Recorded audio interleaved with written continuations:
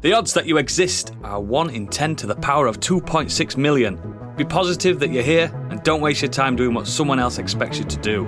Ladies, gentlemen, and variations thereupon, this is Modern Escapism.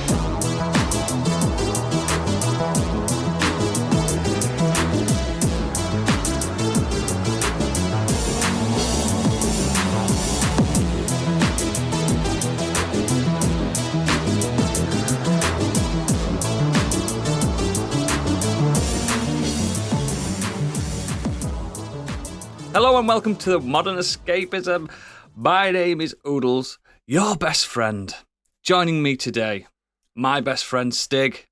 Hi. And my best friend Gadget. Howdy doody. And my best friend Biggie. Hi. And my best friend Candy is off this week, celebrating probably a really positive event, and I can't wait to see her soon. Really can't.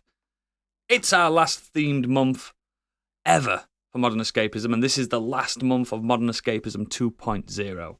In this episode, we'll discuss what we've done in the week in the Nexus, then we'll talk about hype, living up to the hype, which is courtesy of executive producer Angry Kurt, one of our lovely patrons. Then the patrons will enjoy our green room at the end, but before all that, it's time for the news. I can't keep this positivity up.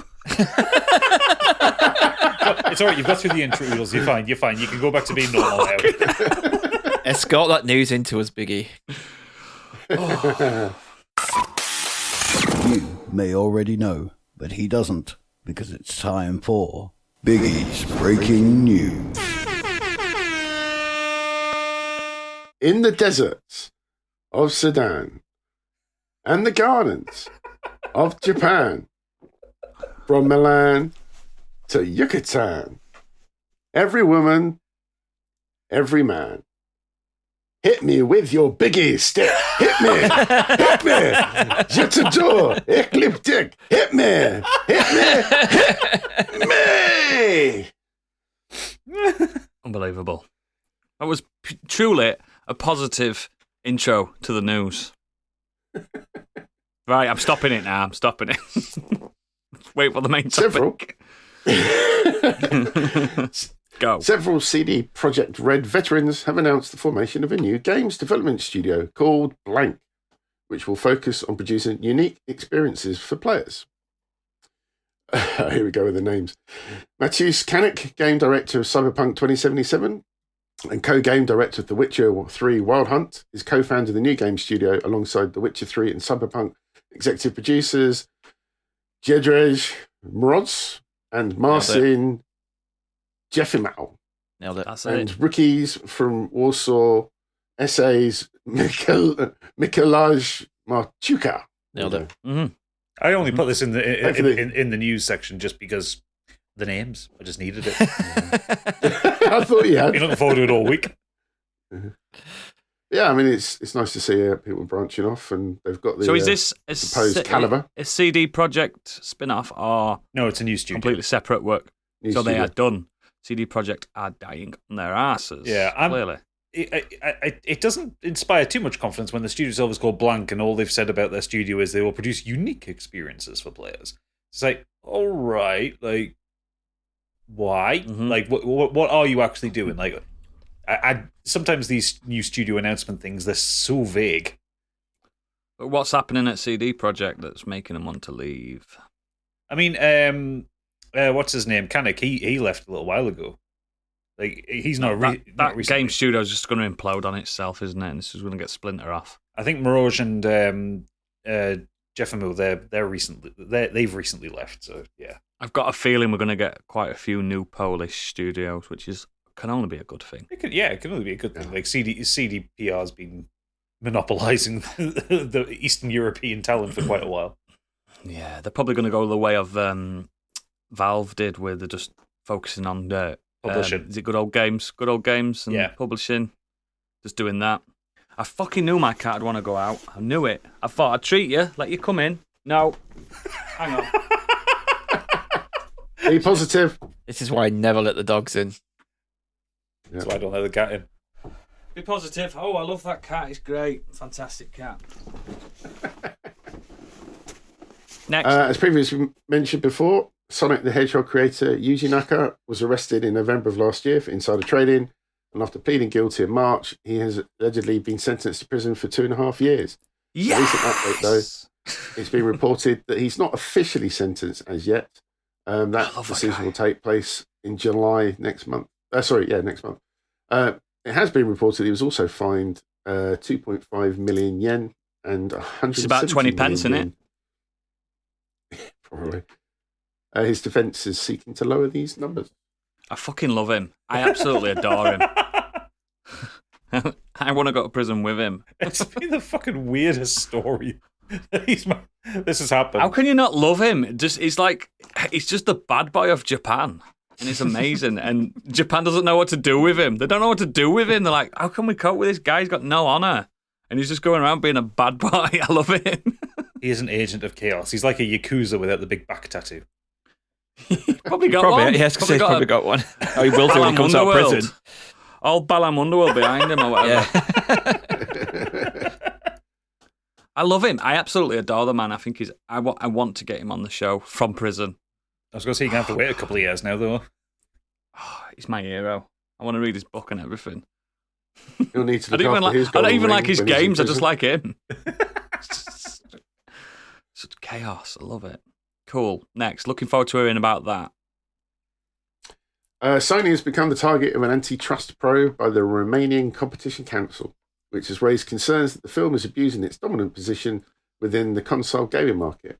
And this is all due to they have a monopoly of the PlayStation Store, banning competition for distributors, for activation codes, etc.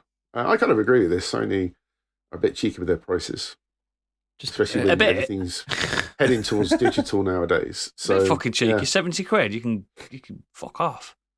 It's And I think there was disgusting. somebody else. Didn't Tig post something in the Discord to do with signing up for a petition or Yeah, something to do with someone's preparing like a mass lawsuit in this country That's right. to sue Sony for their antitrust behaviors. So it's like a Good, petition, like because- add your name to this lawsuit kind of thing. Hey, but you can make a digital storefront like Steam, who have been doing it for fucking nearly 2 decades, Yeah, about that. perfectly. Oh no, With Steam competitive prices. Steam has not. No, but always the prices been are perfect. competitive now. Oh yeah. Now, it's still the cheapest place to get AAA games.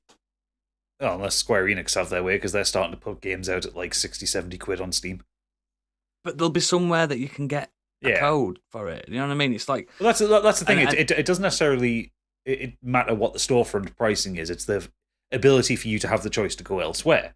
So, like with everything on Yeah. Steam, you can go to CD Keys or you can go to an EBA or whatever. Same with Microsoft, but yeah, Sony don't even let you buy PSN credit now on key sites.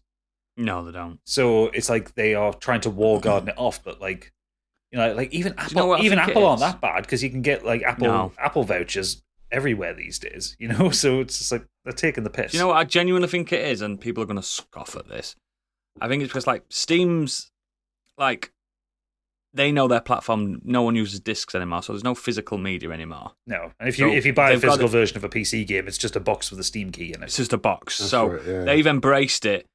And this is going to sound bad because I know people like physical stuff, but if they got rid of physical stuff entirely, they wouldn't be able to price them at 70 quid. I just don't think there would be at all. You can't do it. I think they would price still it at that try. because their boxes are 7. They'll try, but it won't work. People eventually do vote with their wallets, and they'll just back off, and it'll end up being 50 quid again, stuff like that. Because the boxes. What's manufacturing cost of a box and a disc? It's got to be pennies. A few pennies to a pound. Distribution costs more than the actual physical object, doesn't it? Yeah, distribution and marketing is what the physical costs tend to be. Yeah. It's come to just. It sounds shitty me saying it because I don't fully mean it, but if they got rid of physical media, there wouldn't be these £70 games on a store. It's fact. Just got to admit it. And people are too frightened to go, yeah, but I like to trade in. I do. I'm tight. But the quicker we embrace it, the quicker it'll be cheaper. Diablo 4 is currently available to play on PS5 and PS4 as well as other formats, but those that bought the Ultimate Edition on the PlayStation are having issues logging onto the 4-day early access. So those that are paid for the early access haven't got it or having trouble. And I heard about a little workaround for this where people were being advised to buy something on the store and it would allow them to bypass the license issue and then they'd be able to play the game. Of course, why not? You've paid extra to play early. Pay more, and then you can actually play early. Yeah. I still fire a bit of umbrage for people that pay extra to play 4 days earlier. Can you not wait? Yeah, Can you just not wait? that one. I get paying extra for lovely steel books and lovely collecting editions. I get that. That's fucking fine because you want to keep it forever and love it. And sometimes they go up in value. But a digital pre-order Ultimate Edition where you get to play it 4 days. Ooh, 4 days. Fuck off. That's the thing EA started doing when they did that like EA Play thing. And it was just because it was kind of bundled in. Like, no one actually specifically wanted it. It was just bundled in with that service. And then, like a lot of Activision things now, I'll play 4 days early. And it kind of sucks because if you want to be competitive at some of the games, like especially like Call of Duty and that, you need to pay the extra to get in there because you're instantly behind everybody. Pay to win. Yeah. It's really shitty because if you think back in the day, you used to order like a physical collector's edition and you could play early if it turned up early, because you had a disc. No DRM stuff either, were there? No. But I mean, I think there's a competition as well for the first 1,000 people to hit level 100 or something, get their name engraved in some statue. Ooh. So again, I think that's probably going to piss off a lot of people that really wanted to do that as well. Yeah, the other thing as well. Bring back the auction house. I remember when Diablo 3 came out, and that was fucked for weeks when it came out. So I'm not surprised it's having some kind of weird login issue at launch. Blizzard are really bad at launching games. Amongst a lot of the other bad things that they do, they've never had a smooth launch. Overwatch went to shit when it launched. StarCraft 2 fucking barely worked when it launched. Maybe in their defense, it's a Sony issue, not Blizzard. But it might well be, but it's like they've never had a smooth launch for one of their games. No. We're now supposed to be positive and stuff, but that Schadenfreude filter's fucking going sky high. Oh yeah, absolutely. Oh well, no. Not if someone's bought it. It's Schadenfreude for Blizzard because they're awful. Yeah, I'm just looking now. Like you get a lot of extra stuff. You pay extra, and it covers the season battle pass as well. It's a battle pass on it on a single player game. Well, no, it's a multiplayer game. It's not a single player game, is it? It's single player if you want, but ultimately, like Gadget said, most people play it. It's team-based PvE. Yeah, you get a load of other stuff if you pay the extra stuff. It's like extra DLC. That's fine. So that's fine. That's fine. I'm all about that. It isn't just like 20 quid extra for 4 days early. Looking at it, I find it kind of funny. Shitty but funny. Next. Square Enix are apparently slightly panicky about Final Fantasy XVI PS5 pre-orders. As part of a Patreon post, journalist Imran Khan, not the guy that's been locked up in Pakistan, I think, might be, teased a little insight into what he's been hearing about behind the scenes. He said, I had heard recently that Square Enix is panicking over the pre-order numbers for 16, which are tracking behind Final Fantasy 15, even accounting for the lesser number of launching platforms. He wrote before stressing that the pre-orders are only an indication of guaranteed day one sales and the actual number could blow everyone away. Yeah, but Square Enix are always disappointed in their sales numbers because they don't sell 400 billion copies of something on one day. Yeah.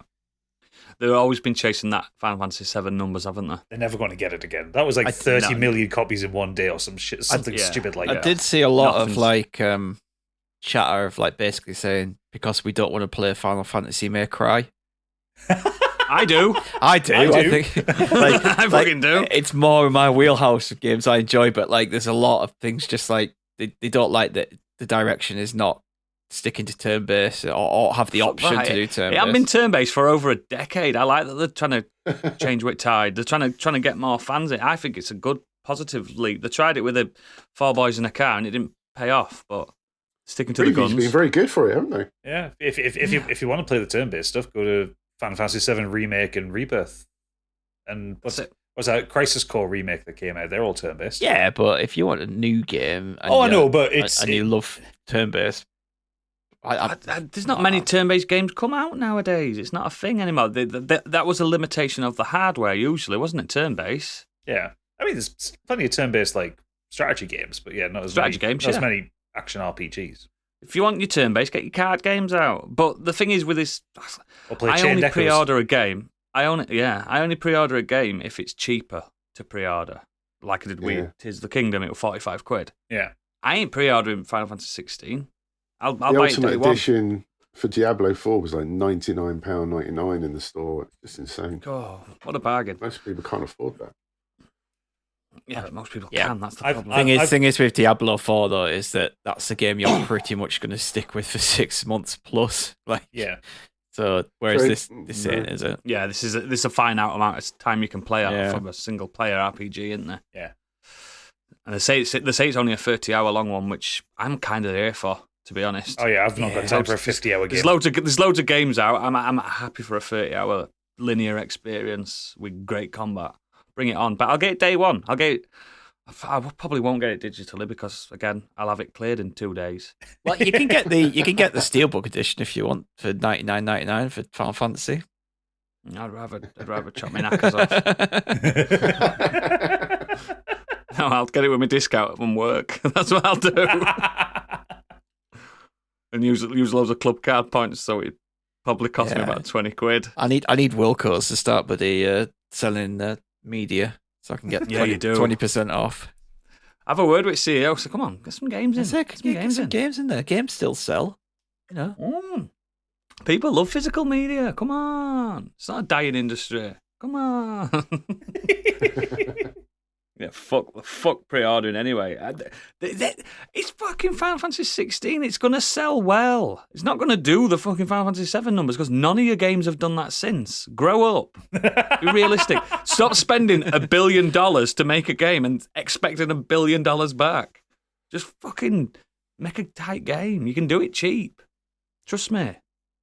I think they also panicked because they took a real bath on Forspoken and they're hoping this one balances out the year's numbers. It just makes me laugh though. Like Dragon Quest XI was made for half the budget that Final Fantasy 13 was created on. Look at the same company. Look at the caliber of game. You know what I mean? It's fucking one's sensational. One's a fucking clusterfuck of shite. It's just Dragon Quest XI. Yeah, mate. Yeah. It's terrible. But yeah, fuck them. Just buy it when you want it. Get it when you want it. It's cheap. It's Square Enix game. They go cheap as well. Absolutely. You can get Final Fantasy 7 Remake for about a tenner now. Nah, fuck it. Nah, shite. Next. Onto the world of film and TV. Mason Thames and Nico Parker have been cast as Hiccup and Astrid in the How to Train Your Dragon live-action movie. Good casting. She was awesome in The Last of Us. Yeah, into that. And good film as well, the original.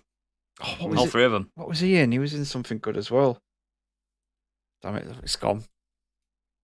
I'll figure it out. But yeah, I mean, again, this is just going down that Disney live action, DreamWorks are starting to do that now, aren't they? But at least the people who made How to Train Your Dragon are doing this live action version, so they've got those same people who were involved in those films, and those films are excellent.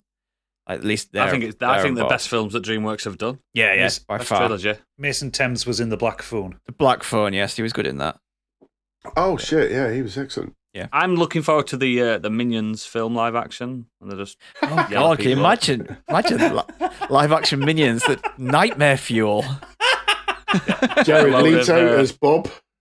Get a load of people of restricted growth to yellow up and run around. A real life Gru with that nose. Yeah. It's going to be fantastic. Can't wait for that. Looking forward to that live action. Warwick Davis rubbing his hands. He is. He absolutely is. It's going to be all of them. But it's free now that Willow's cancelled. Well, yeah. Oh, yeah. That's true. That's true. Next.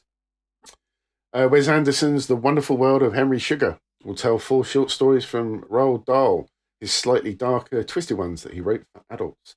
The film will star Ralph Fiennes, Ben Kingsley, Benedict Cumberbatch, Dev Patel, and Richard Ayoade. Interesting. I'm sure there'll be more on that as well. It's Wes Anderson, and it's always full of Bill Murray. Will be in there somewhere. Somewhere. Yeah, Jason Bit of a busy Schwartzman lad, will isn't be he? in there somewhere. Willem Dafoe. I hope they're going probably have a turn. to change some of the language in those, because them books are some fucking horrible language. Oh, I'm I'm sure they will. assuming they Aged would very well. be. Yeah. Yeah, I'd hope so. I mean, Old Dal was not the most PC person going. Asteroid City's not even out yet, and they're already announcing what his next project is. So He's been busy with Star Wars and Lord of the Rings as well. The AI things on. He's on about those trailers. Yeah, it took me a second then. Fucking Stig thought he got cut off, and like, what? Yeah, I was like, what are you on about? Yeah, That's he's doing funny, Star though, Wars isn't it? 11. I tell you what, or actually, though, whatever the next one is. You know the Star Wars Visions, where they do Star Wars in different versions? That's a perfect opportunity anime to one. do like It a Wes is, isn't it? Anderson version. I don't know if you've watched the Get him first to direct an ever episode of animated one, because he's got animated Star Wars pedigree. Visions, that first ever episode with the samurai. I've not watched them yet. I need to watch them. Cause Oh, it's insane. It's just anime. It's insane. I just want to see the Aardman one. yeah. That's a good one. A lot of them are good, but a lot of them are absolute shite as well. Cartoon Saloon did one as well. I think they got a lot bigger names than studios in for season 2. Season 2's even better, but Yeah. the fucking first episode will hook you in. It's fantastic, that. And no one Anyway. talks about Visions at all. Yeah. Anyway, Wes Anderson. Yeah. Can't wait for his film coming out this month, and looking forward to that because he's fucking great. He's brilliant. He's fantastic. Absolutely He's love him. visionary. Yeah. He's an auteur. A living legend. Next. Ooh. John Carpenter says a direct sequel to The Thing may be happening. No. Through some recent Q&A sessions at the I had it there and I've lost it, the Texas Frightmare weekend. He was asked one question about whether Childs at the end of The Thing is The Thing. Carpenter naturally avoided saying anything definite. When pressed for an answer by the fan, Carpenter said he couldn't say anything because The Thing 2 might be coming sometime in the future. I've been sworn to it's not. secrecy. Okay, he said, because there may be. I don't know if there will be. There may be a thing. Nah, it's 2. bullshit. He's just deflecting it. They aren't going to do it. Because he doesn't know himself. I He was doesn't gonna- know himself. Nah. I have an issue with this because because thanks to all the right movies, it got me wanting to go and watch The Thing. So I did. I watched The Thing again. I think you're And getting paid by them. I'm not. And then I watched the prequel as well. Just, to enjoy Also the two called back to The back. Thing. And- Did you watch the original film that The Thing is a remake of? The No, Thing from I Outer haven't. Space. But Not a real the thing. thing Fang, is is, at the end of the movie, it's just kind of it's left perfectly, and I'm really concerned about if it did go off in a different direction for a sequel, exactly what that would mean. Is it going to end up in another place where you got the same scenario happening, or is it just going to go absolutely fucking mental when the thing has got? Well, you know access how to hard he fought for that hundreds and ending? thousands of people? It's just kind of where does it go? I think that Enough's enough, really. He fought very hard for that ending because they didn't want an ambiguous ending. Yeah, Yeah. no. He fought hard, and that should be canon, and that should be it. I Yeah, think my I concerns think about also it. if they were to do another Thing movie, it would have to be a different story. It wouldn't have Childs in it because simply the amount of time. It's been 31 years. No, 41 years since that film came out. They're well fucking frozen. I know that much. The only way to do it, it would be it's set now. It's set after those events, the same distance, 30 odd years, and they find their bodies there, and then shit happens from there. Yeah. It's the only way And then to they do take it back to New York City. Yeah. Ooh, we're going to Predator to it. Yeah, we're gonna Predator. No, we're gonna do what's that? The one with the Pred alien. It's gonna be that one. It's gonna be a small town. Requiem. USA. Oh god, that's Requiem. so bad. It's gonna be that. big- it's gonna big be small Requiem. town USA. The Thing the Thing Requiem. Requiem. It's gonna be fucking shite. And we're all gonna be like, remember when you were fucking buzzing for this coming out? And we said on Modern Escapism 5 years ago that we weren't excited. No, there's too That's how long it's gonna take. not in, 5 too many years. legacy sequels that are bad, so just leave it alone. Just leave it to die. I like that ending so much. I love I do too. just a ambiguous ending. I'm a fucking sucker for it, mate. I love a bad ending as well. I know it sounds awful on Positivity Month, but I do love a bad ending. They have their places, yeah. Hollywood went through a trend of especially in horror films, of every ending being a bad ending, and it got to the point where it's a bit like it was a shock when the actual good guy won. Yeah. You've got to book the trends. You've got to Yeah, twist it up a bit, haven't you, sometimes? Yeah, I agree. Next. Amy Pascal recently spoke to Variety and asked about the possibility of a Spider-Woman film and a live-action Miles Morales, who's currently voiced by Shamik Moore. Pascal said, "You'll see all of it. It's all happening." They mentioned producer Avia Red teased that the Spider-Woman she would come to big screen sooner than you expect. Across the Spider-Verse, the fantastic sequel at the minute, has a 95% on Rotten Tomatoes as of when I put this. It's the 4th highest rated film on Letterboxd, highest rated superhero film on IMDb, biggest domestic opening day across. It's earned 208.6 million over the opening weekend. Just done a couple of quid. We'll get into that. Stig went to see it 10 times. I could afford to. And in response to queries about a 4th Spider-Man movie with Tom Holland and Zendaya, we are going to make another movie. Of course we are, but because due to the strike, things are putting the brakes on at the moment. Yeah, you're right. I'd like to see another Tom Holland film. When they do that, yeah, they set it up perfectly to do something different with it as well. It doesn't have to be the whole, he doesn't have the Iron, spoiler alerts, he doesn't have the Iron Spider suit anymore. He's back to basic. Just take it back to doing, have him, I don't know, he's met Matt Murdock, have them team up. Yeah. Friendly Neighborhood Spider-Man. Yeah. Bring that into it. No, but have it Fisk and stuff like that. Yeah. Yeah. Don't go the small scale. It needs to be super galactic, world-ending shit. I mean, Wilson Fisk could have a lot to say about saying small scale. He'd come and punch you. Yeah, but you know what I mean? Within Hell's Kitchen and New York area, that kind of stuff, rather than being I'm on a spaceship and I'm on Titan. Yeah, I love all that, but I just wanted basically just give me Wilson Fisk in the Spider-Man film. Yeah, make it Vincent D'Onofrio. Yeah, well, it will be if it is. But it needs to be. It seems crazy to me that we could be if we get 4 Spider-Mans in and he still hasn't come up against him. Still hasn't come up against Kingpin. It's just weird. Kingpin is a bigger baddie in Daredevil, though, but he's still it's all Green Goblin in Spider-Man, isn't it? It's all about the Goblin. Yeah, but we've been there and done that. I know. But that's just his Rose Gallery's Venom, Green Goblin, rinse, repeat. Daredevil were more Kingpin. A lot more. Yeah, but the two did cross over, so... many. He fought him first in the game, and then he was in Spider-Verse as well. If you go off, I do love how he was shown in Spider-Verse. Just a fucking triangle of a man. Just if you go off the end of No Way Home, where that leaves you, and that post-credit sting, we know the symbiote is there. Yep. Realistically, Wilson Fisk can't. The Wilson Fisk in the MCU can't match up to Spider-Man. No. Could you have a symbiote Fisk? It's happened. Yeah, exactly. It's the only way I could realistically see him challenging Spider-Man. It is a fun fact of symbiote Fisk that Fisk was too big. The symbiote only wrapped around his arms. There you go. just massive rocket launcher arms. Yeah, it couldn't go any further, and it was too much energy for the symbiote to take. He was that big a man. Because you've got to remember in the books, and on that film, the cartoon film, he is monstrous, 7'5", Yeah. 300 pounds monster, not even more, 600 pound monster. And he's got bulletproof skin, which has never ever been explained, and I love that they've never explained it. He's just got bulletproof skin because he's that big. Ding! He's not even a mutant or anything. He's got bulletproof skin. Why not? Yeah. Born with it. Anyway, more Spider-Man. Great Happy for that. We'll get into that. Nexus. Next. Sorry, Gadget.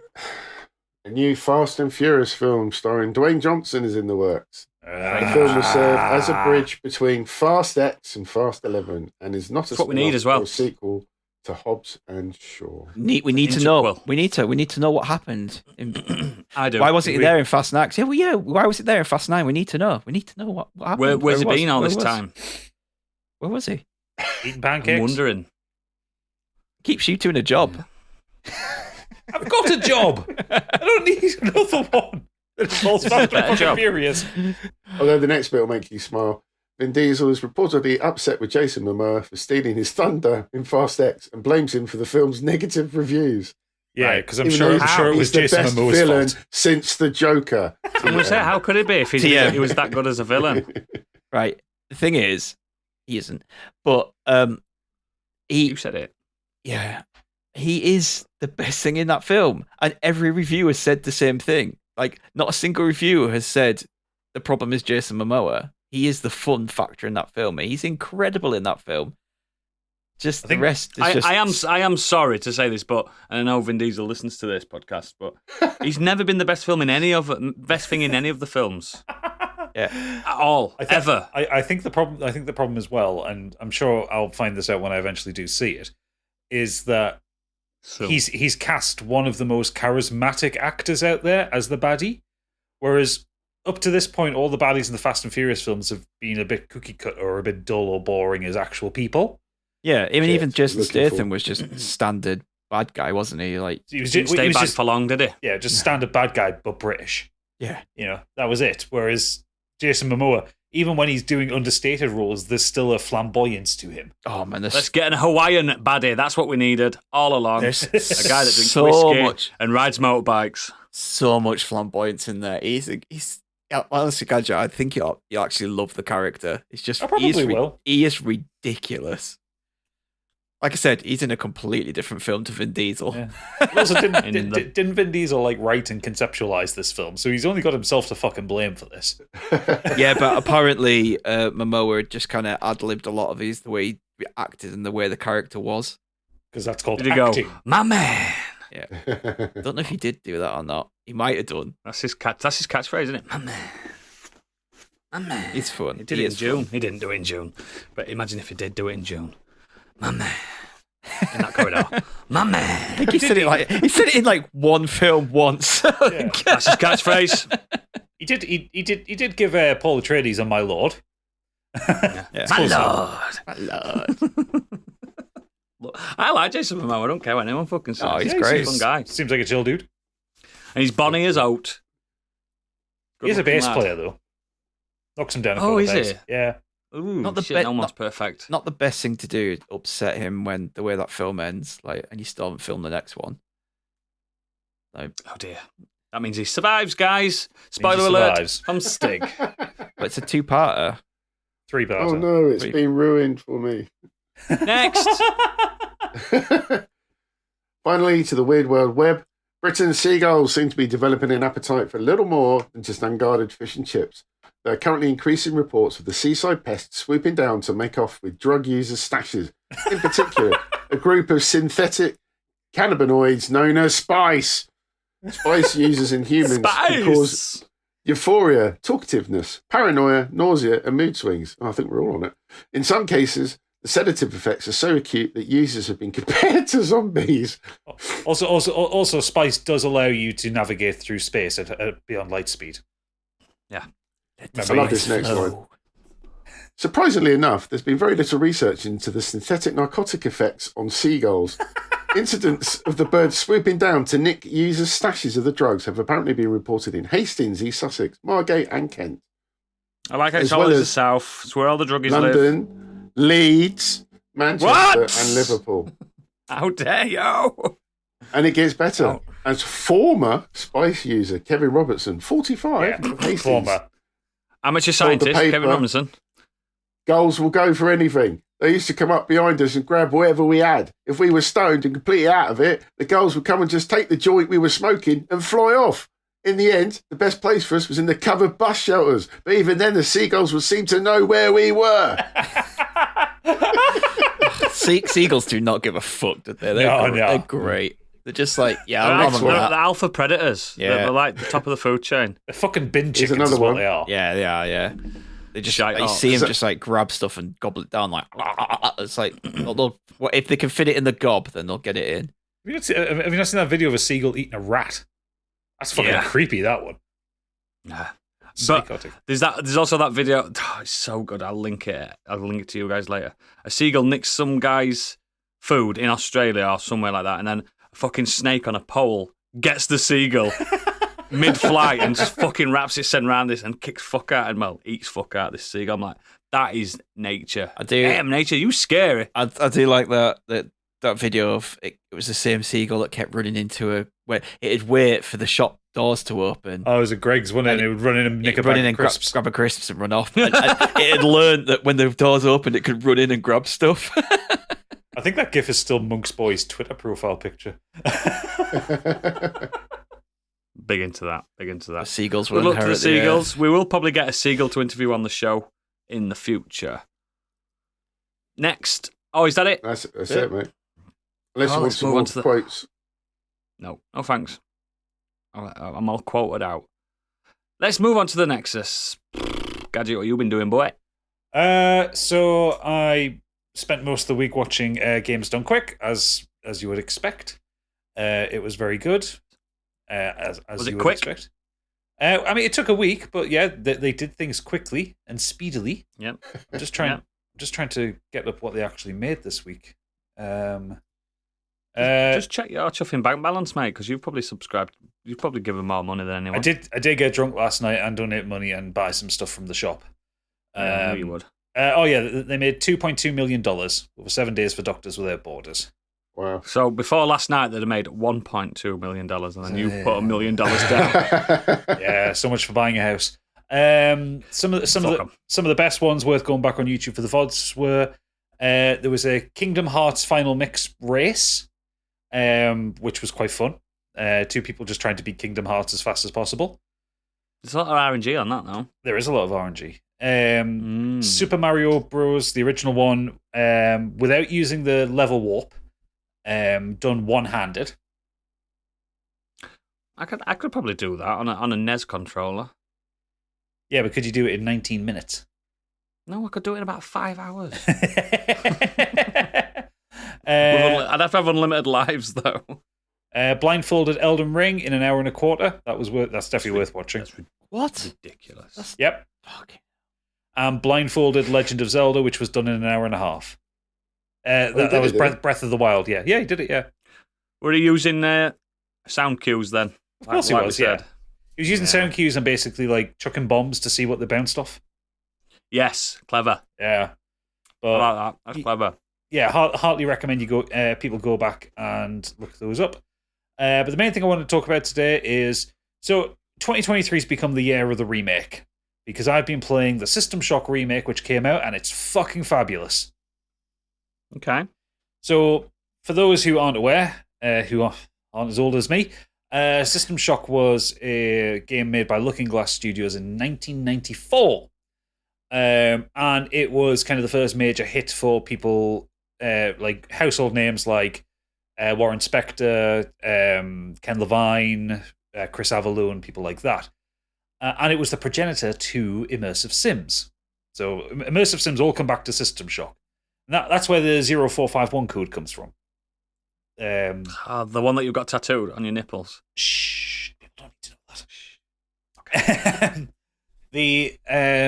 So Night Dive Studios did an enhanced version of it, which basically made it playable on modern machines and added a few quality of life things back in 2015. Did the original not have mouse compatibility or anything? You had to use a keyboard. Yeah, it was all keyboard. Didn't have mouse look or anything. That's insane when you think about it. Like first person game. Well, you could use the mouse with it, but it was all for your inventory.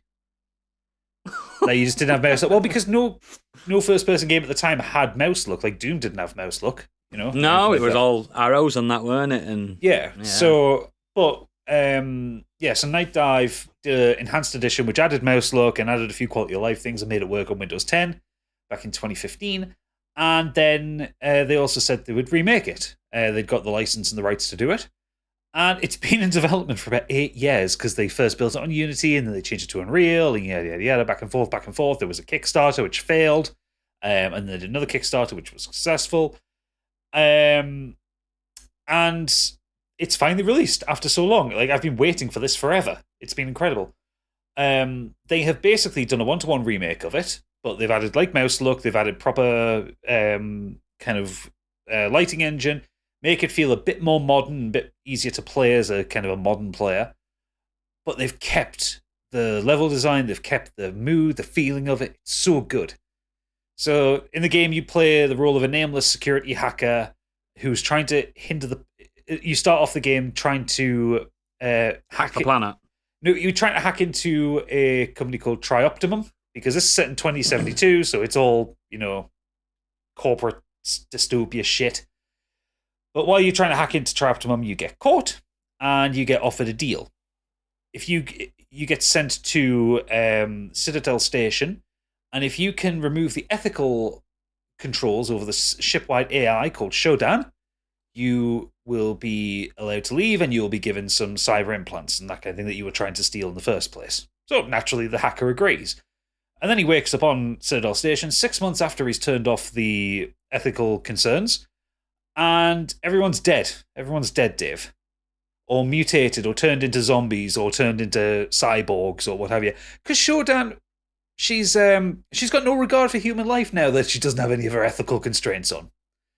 And the Citadel Station is now heading to Earth with its big mining laser to destroy the planet. So you have to stop her.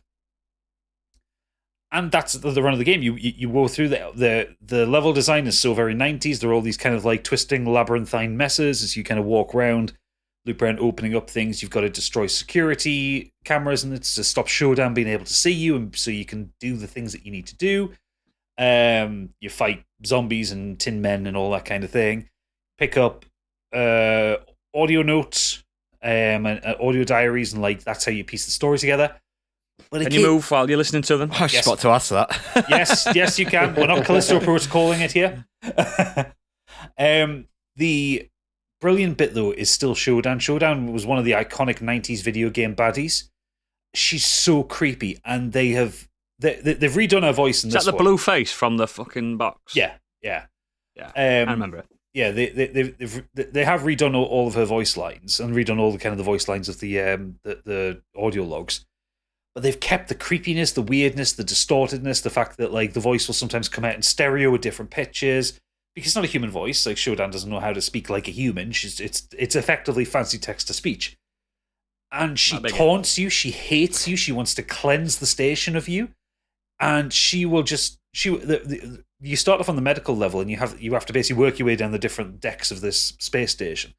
The first time you get to the elevator that'll take you up to the next level, your security level's too high, so you're not able to open it up. And she just comes over the radio and says to you, "No, this is just for me, not for you. But don't worry, you won't be around for very long. We're going to cleanse you." And then like a load of enemies come out of a monster closet. Sounds like Dane Ashglide. Cleanse you is a term, isn't it? It's very, very much a term, yeah. She wants to cleanse the human race because she finds them disgusting. Give me a good swift cleansing any day. What, with an orbital space laser? Yes. So yeah, they've nailed the mood. They've nailed the kind of implicit horror. Like it's not like a horror game. It's not like there's a couple of jump scares. You'll open a door and there'll be an enemy right there, but that's about it. Like BioShock's not a horror game, but I still screamed. Yeah, well, BioShock is the spiritual sequel to this. Yeah, that's what I'm saying. I know it's got the DNA there. Yeah, it's more long form tension. Like you feel tense playing the game. Yeah.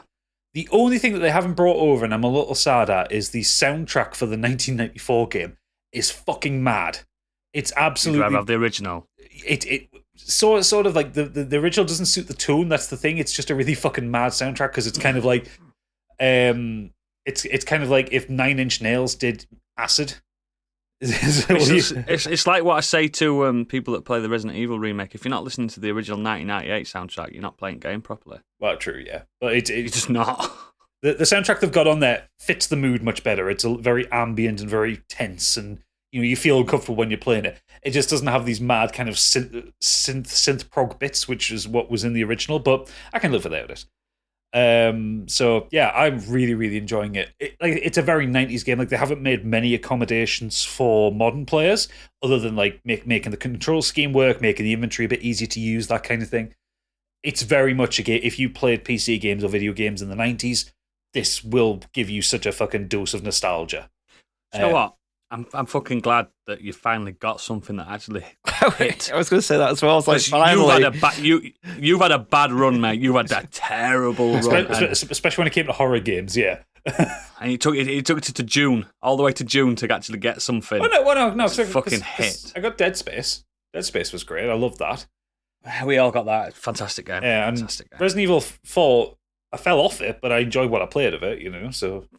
Yeah, I suppose. But you've had a terrible run, though, haven't you, mate? Let's be real. Callisto Protocol, yeah, that was a bad... Still hurts. And Redfall. Oh, fuck me. Yeah, I'd forgotten about Redfall. Jesus Christ. But System Shock is great. And the best thing is, it's only £35 on Steam. So Now that's what we love to see. A decent price. And it's still like a 14-hour game as well. It's brilliant. Or you can play it on hard mode where you have a 10-hour time limit. That's what I'd do. I'm not playing a PC game. No chance. I think it is coming. It is coming to PlayStation 5 in the future. Then I will get it. I will enjoy it when it comes out. Because I really like BioShock. And one last thing on the graphics, I put a screenshot on the Discord deals, and you said it didn't look that nice. When you see it in motion, the graphics do a really cool thing. They've kept all the level geometry of the original game, but the textures are great because from a distance they look fine and just slightly chunky. You get up close to them and they pixelate like a game from the 90s, and I really like that. I watched a video review of it that day. Yeah. After slagging it off, and I was like, "Oh, that does look nice." It looks fantastic in motion, doesn't it? Screenshots don't do it justice. I'm the first to admit when I'm wrong. I'm always the first to admit when I'm wrong, and it's pretty as fuck. Yeah, so it's lovely. Yeah, it's out now on PC, and I think it comes out later this year on all the consoles actually, and Mac for some reason. System Shock, baby. Yeah. Love that. I also, because Candy's not here, I'm going to bring up a second thing because I'm greedy and I want to take all of the time in the world. Yum yum yum. So Oodles, you know the games I like. Strategy games, RPGs, first-person shooters, fantasy. No, that's Stig. The kind of games I like. The kind of games I like is not usually a fighting game, right? You don't fight. You're not fighting. No, I'm a lover, not a fighter. I bought Street Fighter 6 this week, and fuck me, it's good. Yeah. Wow, yeah, I've seen them reviews. I mean, I saw the reviews come in. And I thought, well, I mean, if fighting games are done well, they always review highly because reviewers do like fighting games. Like I'm expecting Tekken 8. Is it Tekken 8 when it's coming out? I'm expecting that to do numbers when it hits reviews. But I saw it in Asda and it was £48 on Xbox. So it's just like, okay, that's a decent price. So I thought, you know what, I've just been paid. Let's have a bash at that as well. And I picked it up and I played it for about 4 hours solidly last night. It's really fucking good. What do I always say about Capcom? They don't do us any wrong. They can't. I tell you what, the fucking RE engine. It looks beautiful in this game. It's not even new, but it's a great engine. No, but they've done some fucking spectacular work with it. So obviously, everyone knows Street Fighter. It is what it is. I'm not going to describe it. Explain it. People are on the street and they're fighting each other. That's about it. Wow. Actually, in Street Fighter 2, there's only one stage. It's a street. Yes, it is. There's one stage. Yeah. Well, there's so far what I've played, there are 2 stages that are streets in this one. Are you trying to tell me this is a one-on-one, diverse cast of characters fighting game? That's exactly what I'm trying to tell you, Oodles. Okay. It's also the 6th mainline iteration of them. No way. Not counting the fucking thousands of other entries that they put out. I think it's the 29th game in the series. Yeah, something like that. It's ridiculous.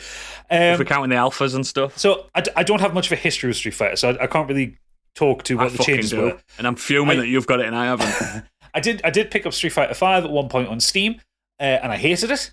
It's great. But that was mostly because the netcode on PC was really, really bad, and it was just impossible to play against anybody. Yeah. And I also didn't like the monetization thing in it. But this game, they've kind of changed things around. I think they've tried to bring it more back to basics. Even down to the menuing system is not as complicated as what Street Fighter 5 was. Pulled away from the kind of almost more realistic art style of the last game. And they've gone just super cartoony, super bright, super cool. It's like a fucking fighting game version of Spider-Verse. It's like... So they've added these things called super arts into it. So they're not your normal special moves. These are these colourful blasts of energy which you can use to break your opponent's guard. And when you do it, you get these kind of strands of paint come out of it in the 3 key colours of whatever character you're playing. So if you play dodge break counters. Are they still in it? No, break counters are still in it. Or at least I see it popping up. Oh, thank God. But when you say if you're playing as Ryu, the colours that spurt out, Which no one should. The colours that spurt out He is great. Fuck are off. red, white, and black. Or if you're playing as Cammy, they come out as blue, red, and white. Stuff like that. Yeah. It's based on, but it's also based on the costume as well. So if you use Cammy's alt costume, it comes out as like green and a couple other colours. So Zangief is just red underpants and skin. Pretty much, yeah. Just I think it's the colours of the Russian flag ultimately. Yeah, perfect. But yeah, when these connect, they hit hard, but you can also kind of counter against them, and it's a dopamine machine is the best way I can describe it. They always have been, mate. And I know I'm not describing this very well because I'm not a fighting game person, but this has really tickled something in my brain, and it's like giving me all the happy hormones, and I'm really enjoying it. They've also done something, and I think this has been my problem with fighting games. I'm really bad at combos, and I'm really bad at remembering inputs for different moves. I tend to button mash a little bit.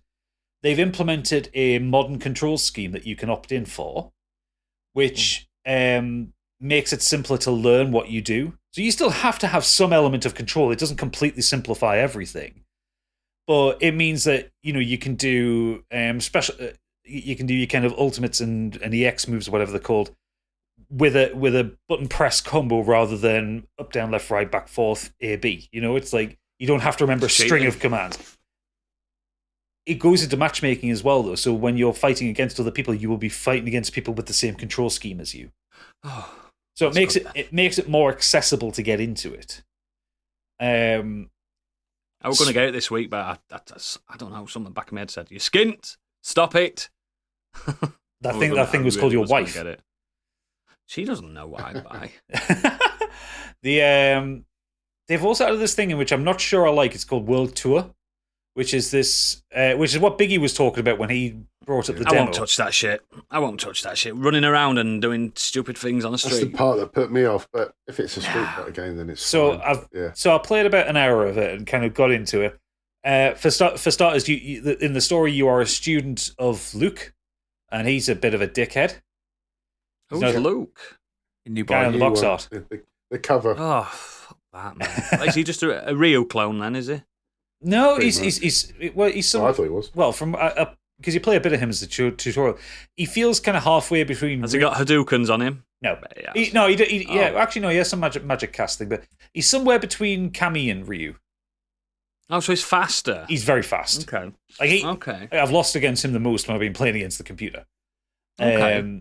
That's. But yeah, you're a student of him, and then he sends you out into Metro City, not Metrocity, to go and beat people up. I think it plays like Street Fighter. It plays like the Aldi version of a Yakuza game. It's not very good. I'm going to say that mode at all, mate. I wouldn't recommend it. I'm going to get Street Fighter. I'm going to get a PS Plus subscription for that month, and I'm just going to beat Japanese people at stupid o'clock at night. That's all I'm planning on doing. That's all I did with 5. That's all I did with 4. I just play it at stupid time, so I'm fighting with people with the names I can't pronounce, and I'm just ranking up. I can do that for hours. They don't realise my razor focus when it comes to things like that. Fucking hell. The main thing is the core fighting engine is a lot of fun. I haven't braved fighting people online yet because I know I'm going to get my arse handed to me immediately. But ultimately, it's a lot of fun. It's camp as fuck. There's NPC characters in it that are gender diverse, which I find very interesting that the Japanese company nice, did though, isn't it? It's very nice. The announcer in the Battle Hub Oodles, you'll fucking love him. He's camp as Christmas. Yeah, I would really heartily recommend it. And this is coming as someone who's not a fighting game fan. I would say pick this up. If you like fighting games, fucking pick this up. It's really, really fucking good. The listener is waiting with bated breath to find out who's your main now. Who's your main?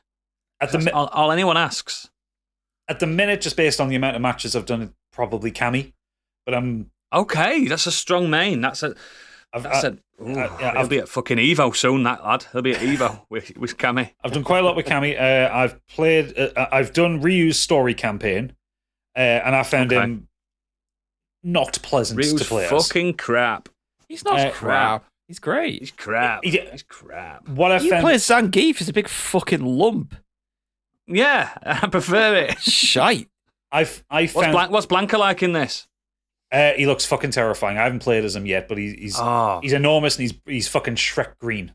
While you've been talking, I've been watching Luke's moveset. He's nowhere near you or Ken. Is he not? No. Oh, that's the good. Literally the only thing he does is he does have a rising uppercut, but everything else is just completely different. That's good to know then. Yeah, that's good. He's more like a boxer, like kick, like all his moveset seems to be punches. So I thought they'd just do it. I just thought they'd made like another Dan again. I think he's meant to be like a cage fighter.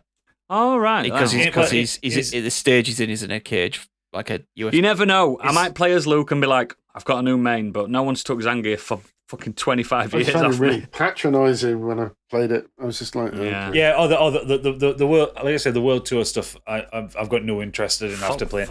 Mostly also because I'm still playing Yakuza Like a Dragon, which is a good Yakuza game. I'll just keep doing that if I want that experience. Exactly. But yeah, it's I really like it. It's Cammy seems to be my main at the minute. I did enjoy what I've played of Luke. Like as a fighter, he's a lot of fun to play as. I seem to be gravitating towards the faster fighters. I struggle fighting against Camis. A good Cami player. I struggle.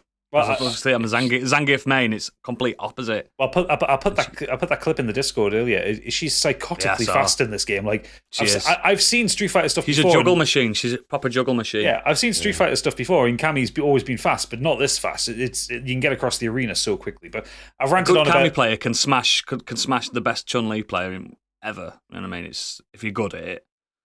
Watch some of them Evo clips. Fucking hell. I've gone on about this far too long, but yeah, just get it. I think anyone who likes fighting games would really enjoy this. Probably get it next week. The creator character looks insane. I've seen some monstrosities. I ain't doing that. Yeah, you've got to. That. Have you seen the monstrosities that you can make? It looks incredible.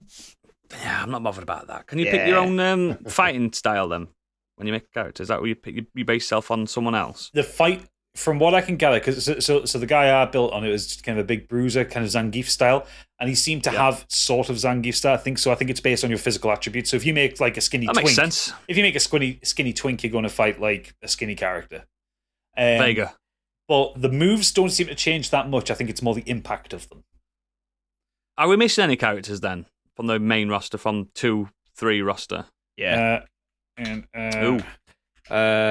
Got Sagat. Is Sagat in it? I love Sagat. No, so none of the original 4 bodies are in. So yet.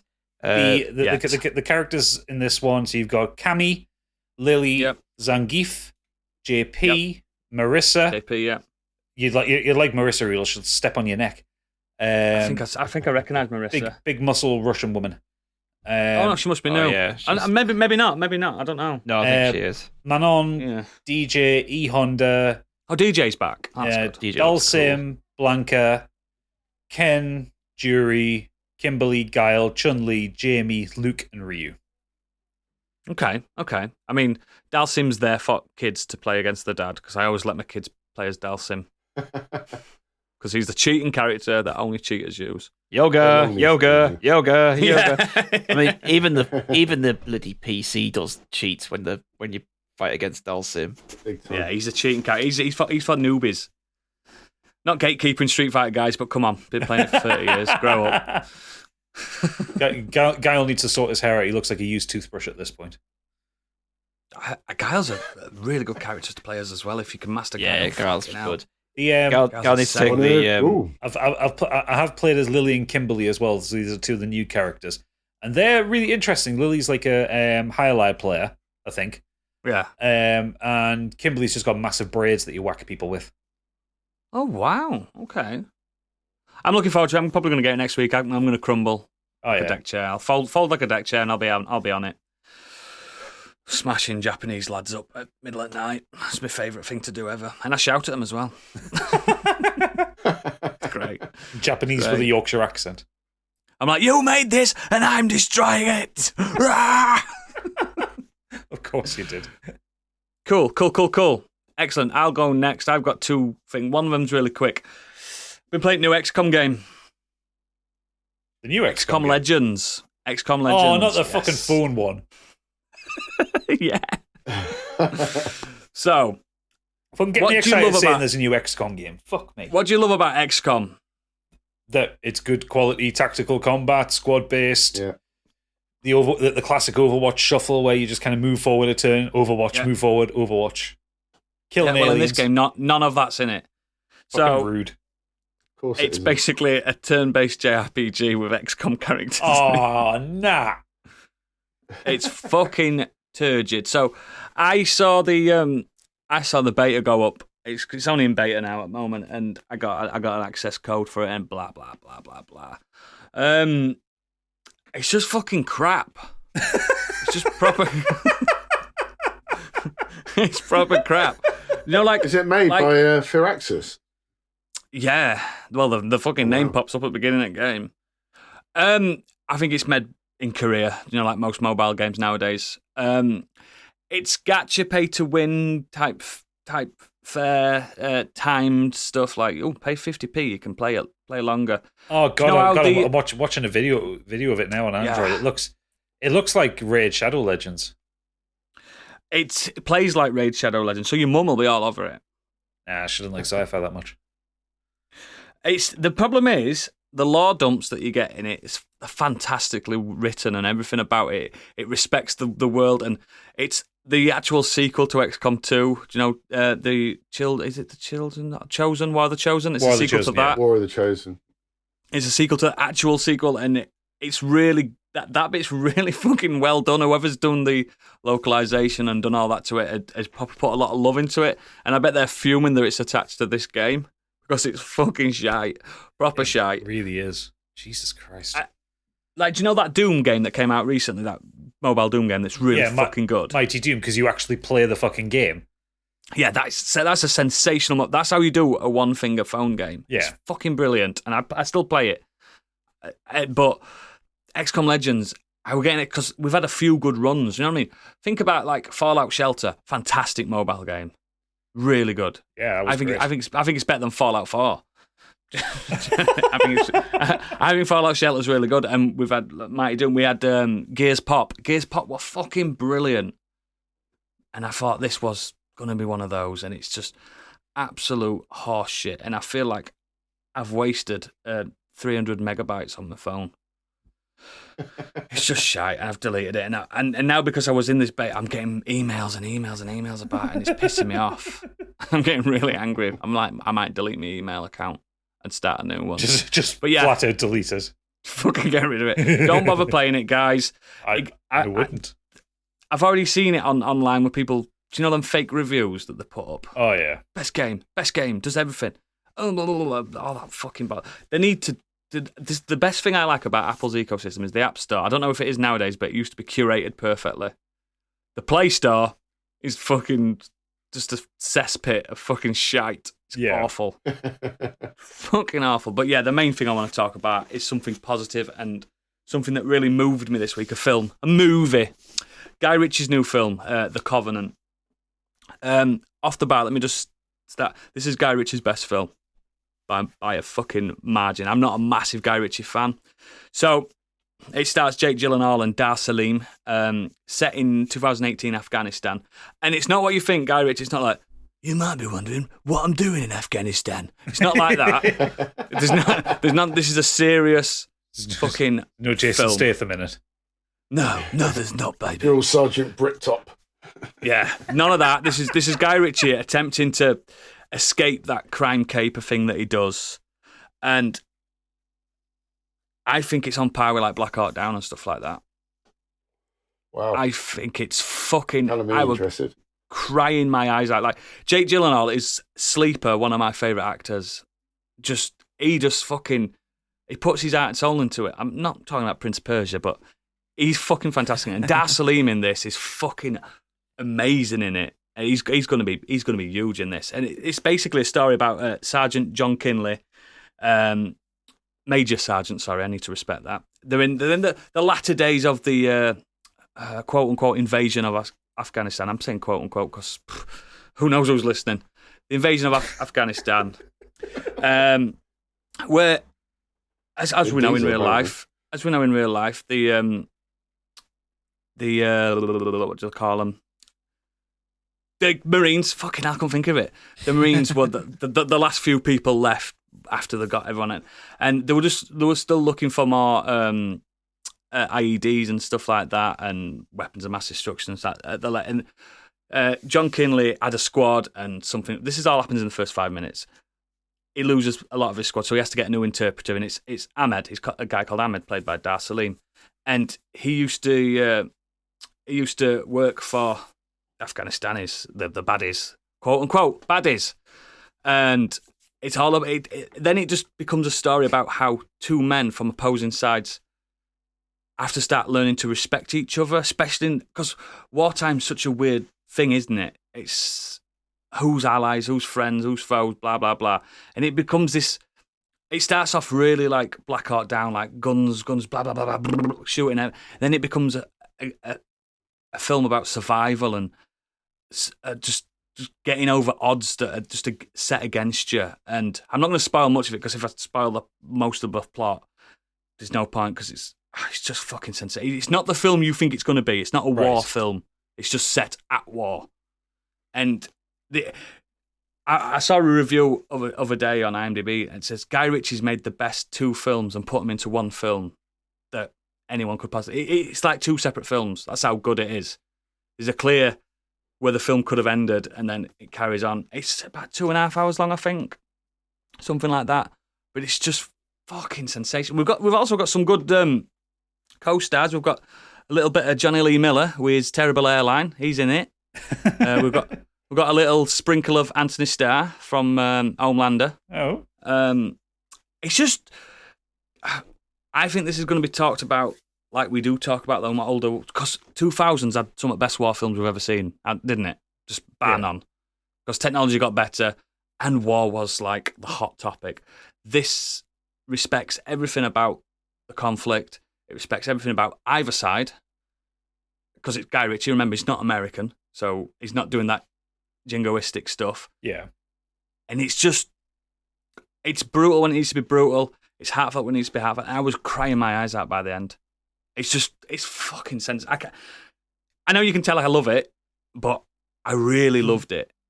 That's good. It's not my film of the year, but it's fucking there, mate. It's very fucking close. It sounds like it's out of Guy Ritchie's comfort zone as well, isn't it? I am looking forward to what Guy Ritchie can do now. If he can do this, as well as do the classics like Lock, Stock and Snatch and stuff like that, and The Gentleman, he's still got that. He can still do that whenever he wants, but now we know he can do this. This is like Spielberg level stuff. You know what I mean? Yeah. This is high tier fucking directing. Cinematography is fantastic, and the acting is just, honestly, it's just fucking brilliant. I think it's on Prime. I can't remember which one I watched it on. Prime. On one of the free, one of the free ones. It's just, please just put a couple of hours aside and watch it. The Covenant. It's so fucking good. Bigger, you'll fucking love it. I know you'll love stuff like this. Yeah, cool. It's just fantastic. And Stig, you're gonna adore it, because it's just a film's film.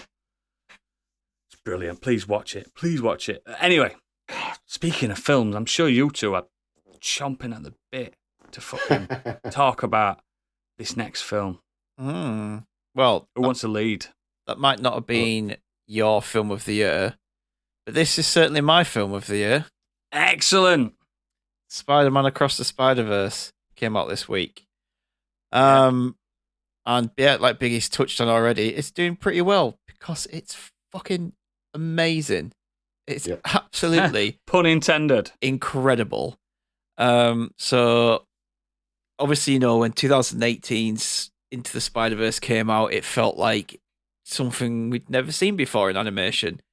They just kind of experimented with loads of weird shit and different animation styles, and the way it was using the different kind of frames per second and everything like that, like blending all that together, and had this amazing story of Miles Morales kind of finding himself and becoming Spider-Man. And this is carrying on from that. It takes place 60 months after the events of Into the Spider-Verse. So Miles has been around now, kind of the protector of his corner of New York. It's Brooklyn, isn't it? He's in. Yep. Yeah.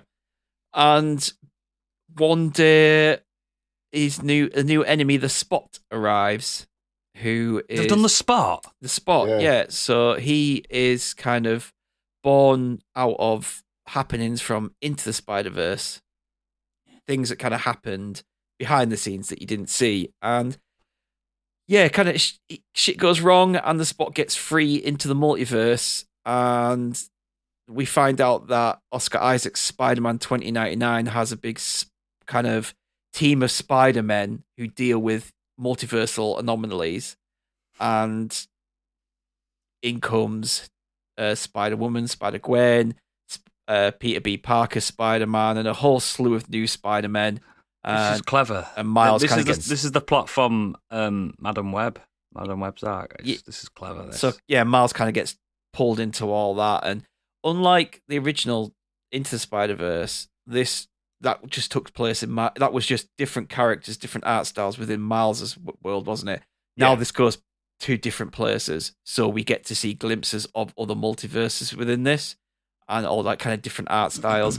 You get a lot more backstory regarding Gwen Stacy. You get to see her world. You get to see how that's drawn, and it's completely different to how Miles's world looks, and all these other fancy worlds that come together. And yeah, I just think that they've taken this concept and they've just upped the ante and experimented more, and it's just incredible. We now have Spider-Punk is in this. We have Indian Spider-Man, Pavita Prabhakar. Yeah. That's awesome. And yeah, so yeah, we've got what's his name? Daniel Kaluuya's playing Hobie Brown, Spider-Punk, and yeah, it's just the music, the animation, the story.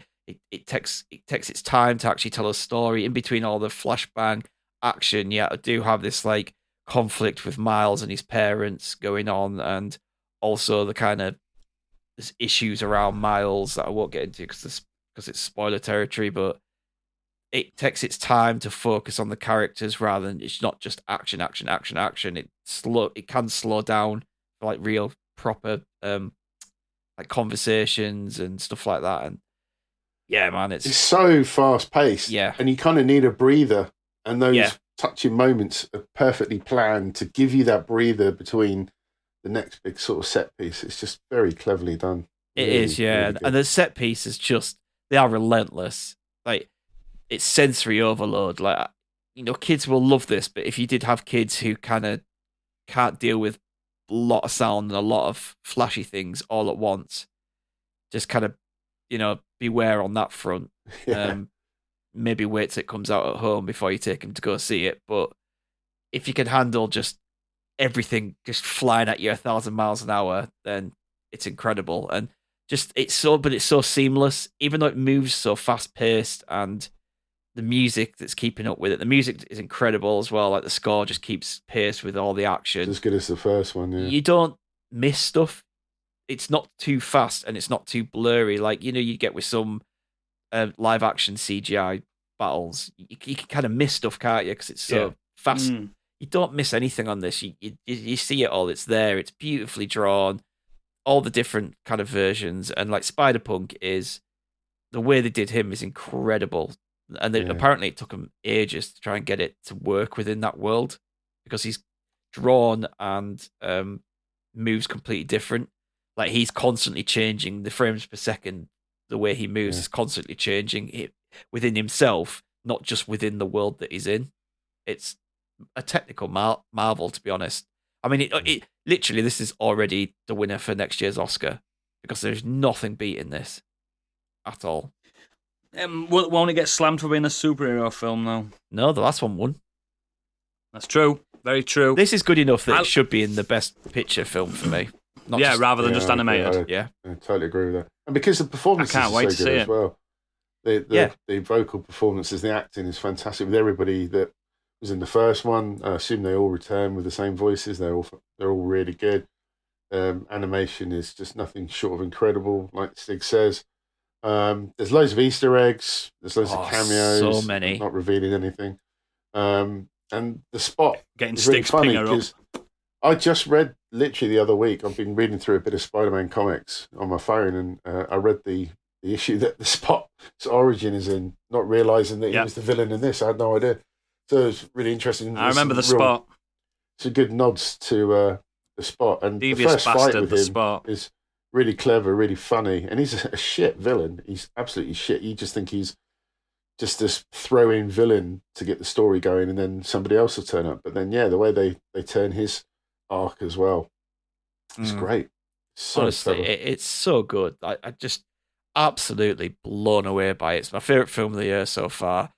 Like Biggie says, the voice acting in it is incredible. There's so much heart and emotion within it. Like Shamik Moore, he's so good as Miles. Like just these moments in it, like little speeches and kind of he has these one-on-one this moment with Oscar Isaac Spider-Man during a kind of a big set piece and stuff, and it's just it I've really seen a lot you. of Twitter backlash about people saying just get off the Miles hype train. I'm like, why are you so against this fucking awesome character? It's not a new character. This is, you know what I mean? This is a 20-year-old character at this point now. This is a fucking it reinvigorated Spider-Man for me when I started reading Miles Morales. Yeah, like it's changed the game. It's the for only me. comic I've read, and I really enjoyed it. And I prefer Miles in the games. Both of his animated films he's great. now. And Peter Parker's got his place still. He's just the older Spider-Man. He's still allowed to have his place, and it's the bounce off each other perfectly in the books and stuff like that. Yeah, and I just hate how people are just on his back, and we know why. I'm not going to say why. We know why people are on his back, but he's fucking grow up. He's such a sensational character, and again, reinvigorated a 70-year-old character perfectly. They tried reinvigorating Spider-Man in the 90s, and it never worked because they let Todd McFarlane have a go at it, and it just turned into edgelord Spider-Man. Do you think it's all right to mention the end, Stig? The very last second. This is in so much so that this is a two-parter. So we knew that. I had no idea. Yeah, I had no idea. We knew that. They said that. What's the next one? Beyond the Spider-Verse or something. Yeah. Like Luckily, that doesn't come out till that comes out in March, so we don't have long to wait. Really, it's not like we're going to be waiting 2 or 3 years. There's a nice. Apparently, already this is one of the. Sorry, it's one of the longest animated films ever made. Oh yeah. It's a long movie. It's 140 minutes. Yeah. But it's really funny because right at the end, when you get the big build-up and then it goes, to be continued, as literally as that happened and the film ended, somebody in the cinema shouted out, "What?" Yeah. they didn't even realise that it was ending. It's there. because they've not done like... to be fair. Originally, it was called Across the Spider-Verse Part 1, but then they changed they took the Part 1 out of it. So I was sat there thinking, I'm pretty sure this is a one-parter, but it seems to be, it's been going on a while now and it's not wrapping up, and then it kind of wraps up to be continued. Like, okay.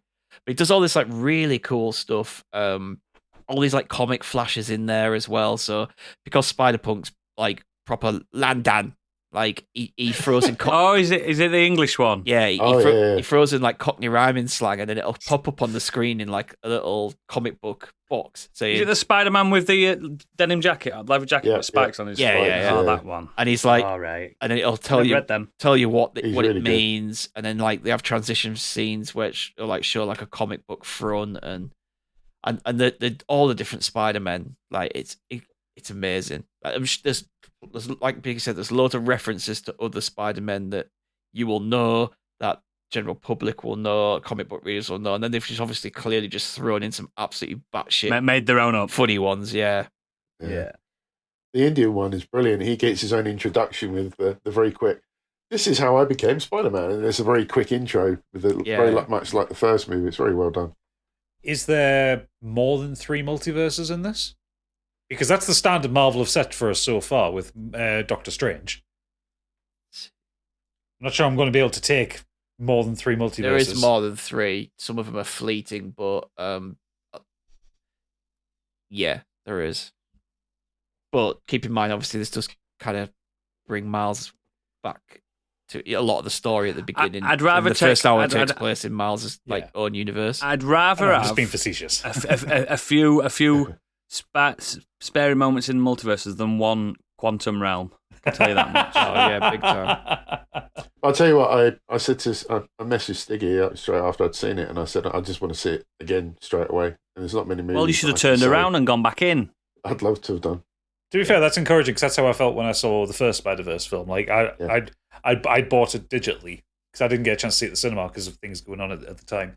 And I bought it digitally when it came out, and I watched it, and then I immediately started it over again.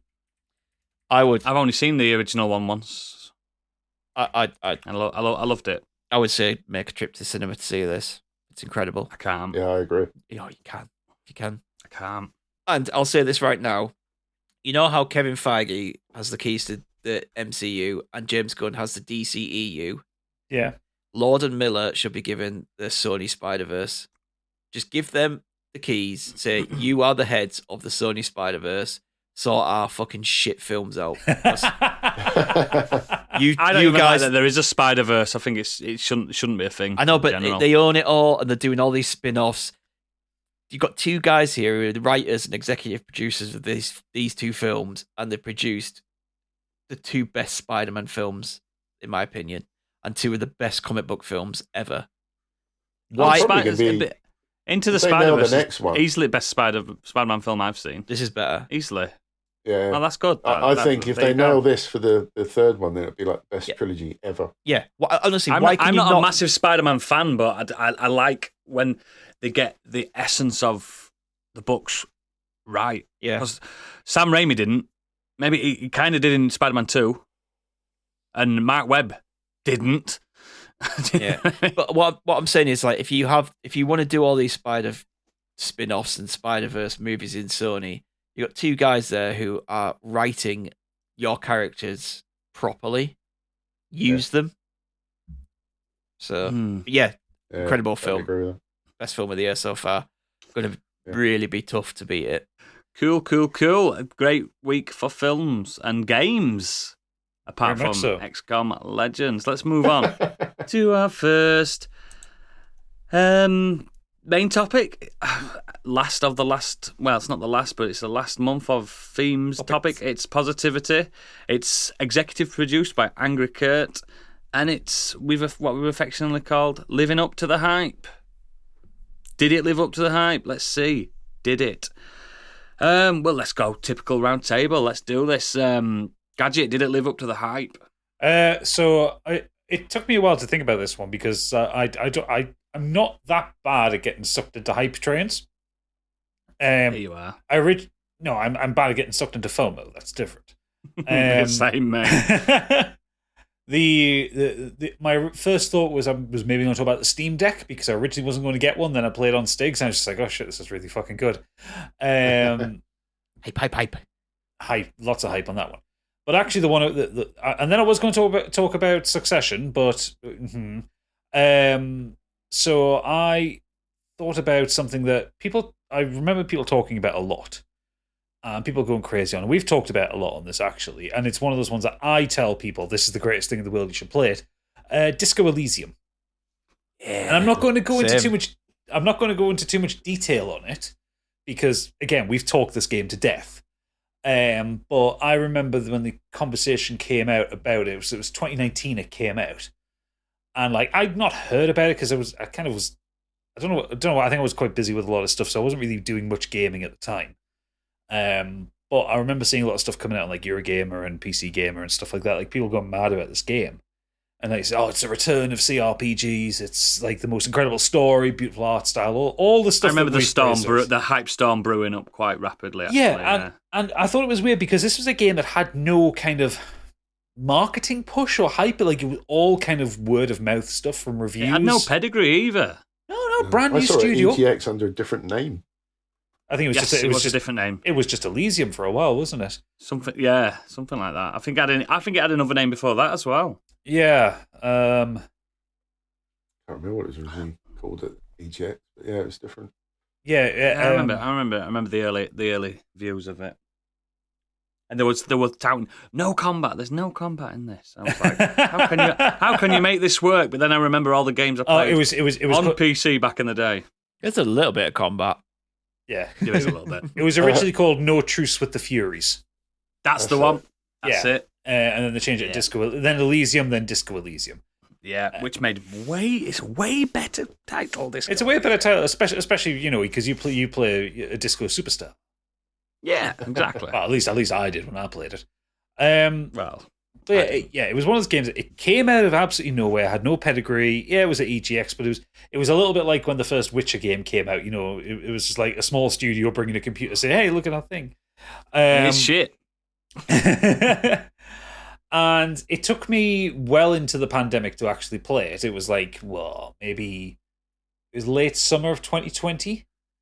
I feel like you were chatting about that when we were chatting about Last of Us 2.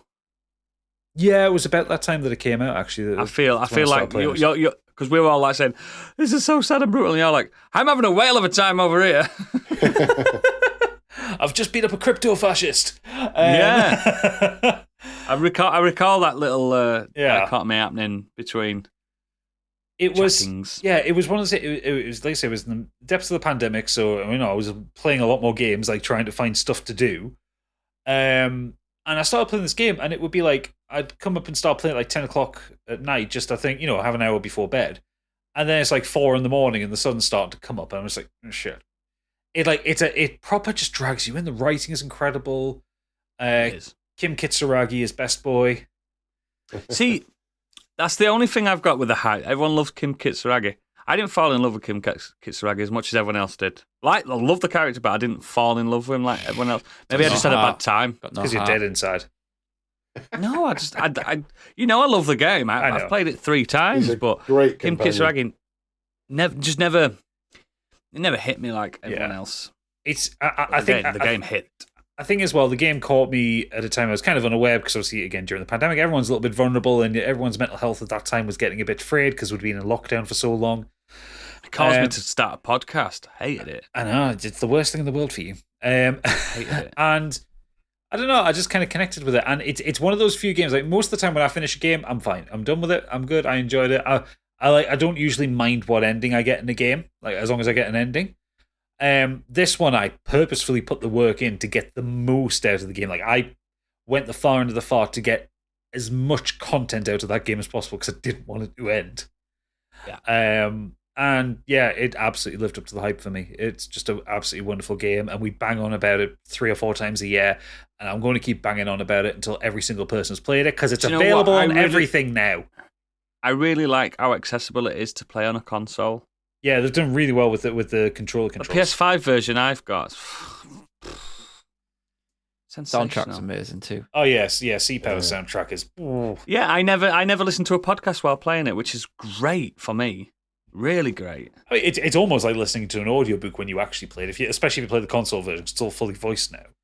It wasn't voiced when I played it, apart from the odd lines. It's even really good and optimized on Switch. Yeah, it's miraculous how it just. Yeah, that definitely lived up to their hype. It did. And I was there scoffing, going, I like to fight and I like to see numbers in my games. There was numbers in this game. There was numbers in the game. You didn't see many of them, but you were there. No, but there's numbers. As Stick said, there was a couple of moments of combat. Yes, a few from what I recall. I've only played trying it to punch a 10-year-old boy. I've only finished it twice. I've played it 3 times. I haven't finished it. I've not got all the endings. I've never looked up the endings because I want to know them myself. I am due another playthrough of that, I think. I'm going to play it again, but this time I put all my stats because I was like, oh, it's a detective game. Oh, surely I've got to be kind of put the stats into intelligence and seeing the world, pulling things from the world around you, like and stuff. I was like, next time I play it, I'm going full hard bastard. I'm going to take all the drugs in the game and just go fucking full disco with it.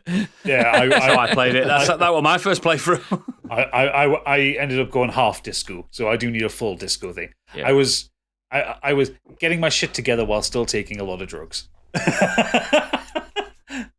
favourite early scene is still when you argue with the bartender about your tab and you end up trying to fight him and you end up fly kicking the person in the wheelchair, if I remember. You try and run away and you do a leap back with your fingers up. That's it, yeah. And you crash into a woman in a wheelchair. I died at the tie on the fan.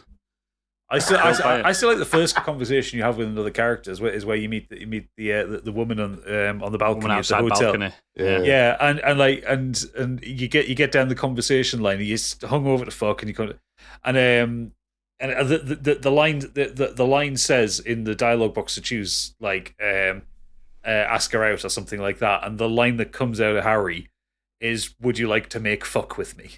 Yes. And I fucking howled laughing at that. I've seen that T-shirt in the wild. I've seen that, and I went, and I pointed, and he pointed back at me, and we both went, we knew. They're the kind of gaming merch I would wear.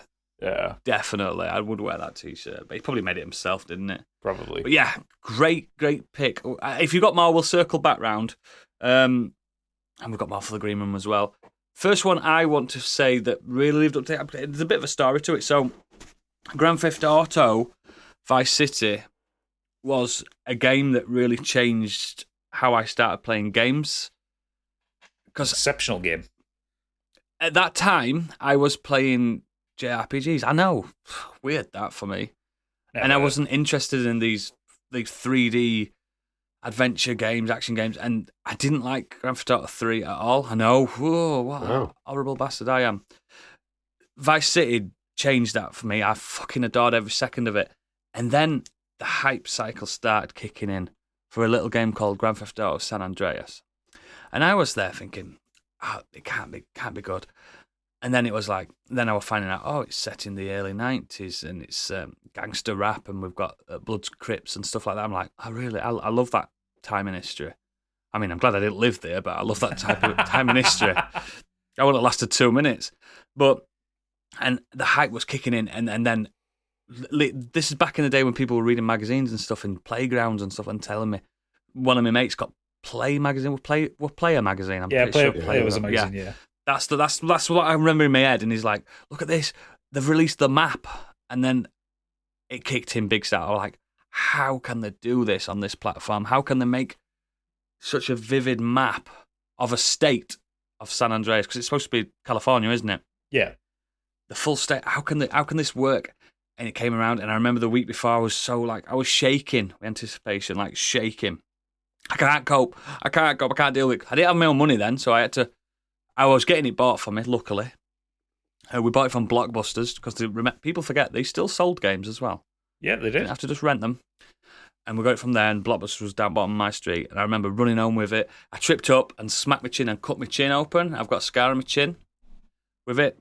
And even though I cut my chin and the blood gushing and I patched it up, I still managed to put the disc in and play about 3 hours of the game. Until my mum's like, yeah, let's go get that stitched up at the doctor's, the walk-in clinic. Yeah. And I was, and for that summer, I was just San Andreas. It lived up to I wasn't ready for how good they could do. This is on the PS2 and stuff like that. Do you know what I mean? I mean, at that time, it was the biggest console ever, but it just blew my mind. I think people forget how much of a massive shift and turn it was for a series, how big and how much intricate things there were. You could have a big fat Carl, you could have a big muscly Carl, you could have a skinny Carl. There was so much you could do. You could go to the gym, you could go to dates, Tattoos, there was so much you could hairstyles. do. Yeah, there was so much. I was just lost in this world Swimming. for so long. You didn't drown Swimming. for once. Yeah, you could swim. BMX. The first vehicle you ride is BMX, and it's like they never did anything like that. And it was just, and it was perfect at that time, and I think it absolutely lived up to all that hype, and it deserved. At that point, it then turned Rockstar to me into the ones to watch. They are the bosses of their own universe. You know what I mean? Yep. Grand Theft Auto 4. In hindsight, let me down a little bit, but the DLC for Grand Theft Auto 4, some of the best content they've ever produced. Gay Tony's the Ballad of Gay fucking Tony, sensational, incredible. I still enjoy it. And it wouldn't. Actually. I still enjoyed it, but Gay Tony wouldn't have existed without Grand Theft Auto 4. So I still respect that as well. And 5, I've still never completed 5, and I should. I really should. Yeah. Same. But 5's just everything, isn't it? It's more than just that one little game. It's everything else, right? And I just think. In general, Rockstar live up to the hype. I can't think of a massive miss since San Andreas. Can you? No. No. You're going to They say just them, hit. Red Dead 2 was just that lived up to the hype. Warriors. They did the Warriors, didn't they? I love the Warriors. I never played Fantastic. Red Dead 1, so it wasn't like I had any attachment to the characters. It was just like, looks incredible. It's huge open world, like Western, and yeah, that game is incredible. The random I think they live up to the hype so much. And San Andreas, well, like Vice City came out of nowhere for me. I didn't expect it. So I bet there was a hype cycle because I know people loved 3. I didn't love 3. I liked 1 and 2. There wasn't so much a hype cycle because it came out literally 12 months after 3. Yeah, just bang. It's this fucking amazing game with the best soundtrack ever made. Yeah, so but there wasn't a chance for a hype cycle. Like I think it was like it was at E3 that year, and then there was some trailers leading up to it. But basically, it was just like, hey, you like Grand Theft Auto 3? Buy this. And then it was like, it's colourful. Yeah, Woo! and there was like 2 and a bit years until San Andreas, and that's when they built the hype. What I loved about San Andreas was, the production values went up. That's like Samuel L. Jackson did a voice in it. There were a load of celebrities in it. Yeah. But I liked the fact that you could drive from Los Santos all the way around to the Las Venturas, San Fierro and Las Venturas without loading screens, which is an impressive thing for a PS fucking 2. Like, I know it's got fog, but we didn't see fog then, did we? We didn't see it. No, like if you go back and play it now, it's a bit foggy. Although you should not go back and play the fucking remastered versions that came out. I haven't. Yeah, I haven't touched them now. I think they're fixed, but wouldn't trust it. I would look if I were to play one of those of the game. if I were to play one of those remasters, I'd play San Andreas because that's the one that I've got such. You want to understand? Vice City for me. I loved that game. Vice so much. City's incredible. Vice City's incredible, and it's got the better soundtrack. But there's something about San Andreas that's just. And I get why they went back to that state for 5 because I bet a lot of people were the same as me. Perfect age. I weren't old enough to play it, but still perfect age to play it. And do you know what it did for me as well? Their comedy. It was British style comedy set in America. They understood sarcasm, which I'd not seen in games. They had Danny fucking Dyer on it, or whatever he's called. Danny Dwyer, whatever he's called. He were in it, weren't he? He's that fucking English guy, and they just. I know. I used to listen to Laszlo non-stop, even though I'd heard him constantly going on. I just. Oh, that game's I think like the evolution of special. Like the evolution of Laszlo, like you kind of you start hearing him in GTA 3, and it just kind of appears throughout each game. Yeah. And like he was in. I'm pretty sure like in 5 he was doing X Factor. Yeah, it's something different like nearly every time. Like, isn't he like a fucking Alex Jones type by 5? I think so. No, he's running X Factor, and Thingy's daughter goes into audition and he's trying to shag her, and so Michael tries to kill Laszlo. It's fucking great. Oh no! It was 4 where Laszlo becomes the fucking conspiracy radio host. Yeah, conspiracy. Yeah, he does. Yeah, he does. It's just, I don't know, there's something about Rockstar as well. And now I'm starting to get more hype for 6. This cycle's kicking in for me. It's weird the hype cycle's kicked off so much when there's nothing official out there other than a logo to say, yes, we are actually. But we know it's not going to be bad. It can't be bad. It just can't be. It must be such a struggle for them to just go, 5 has everything and it's massive. Yeah, and one of the biggest do? games of all time. Like, what the fuck do we do? I think what they'll probably end up doing is 6 will be a single player story campaign thing, and they're going to splinter off GTA Online to its own thing, a little bit like fair enough. 5 does that. Activision did with Warzone. Yeah, fair enough. Let them do what they want. But I just, that fucking San Andreas. It was special time, special place for me. I know I'm a bit. Well, I'm only like a year younger than Stig, but I'm younger than like Biggie, especially. Biggie was a man. Biggie was a man when that came out. Always comes. He'd already had sex. I was listening to that music, and they had it in the game. You were there. You were there at South Central Los Angeles in person in the 90s. He's in the witness protection program. He's the cop that set off the Rodney King riots. Oh wow! That's a take. Stig, save us from this madness. I just made a load of stuff here. I've got a list, but I thought I'd read more than that for the patrons. Yeah, but so TV, these were like stuff that I kind of done what you've done and gone off other people's hype rather than the hype I was getting for something I knew was coming out, because there's just too much of that to go into. Yeah. So ones that I didn't start and other people were hyping up, which I ended up loving: Breaking Bad. We've talked about it. 24 apps never didn't start 24 to start with, and jumped in on that late, and and then went back and kind of carried what started from the beginning. I fucking love 24. Game of Thrones. I watched 24 when we used to have Sky. Remember Sky? Yeah.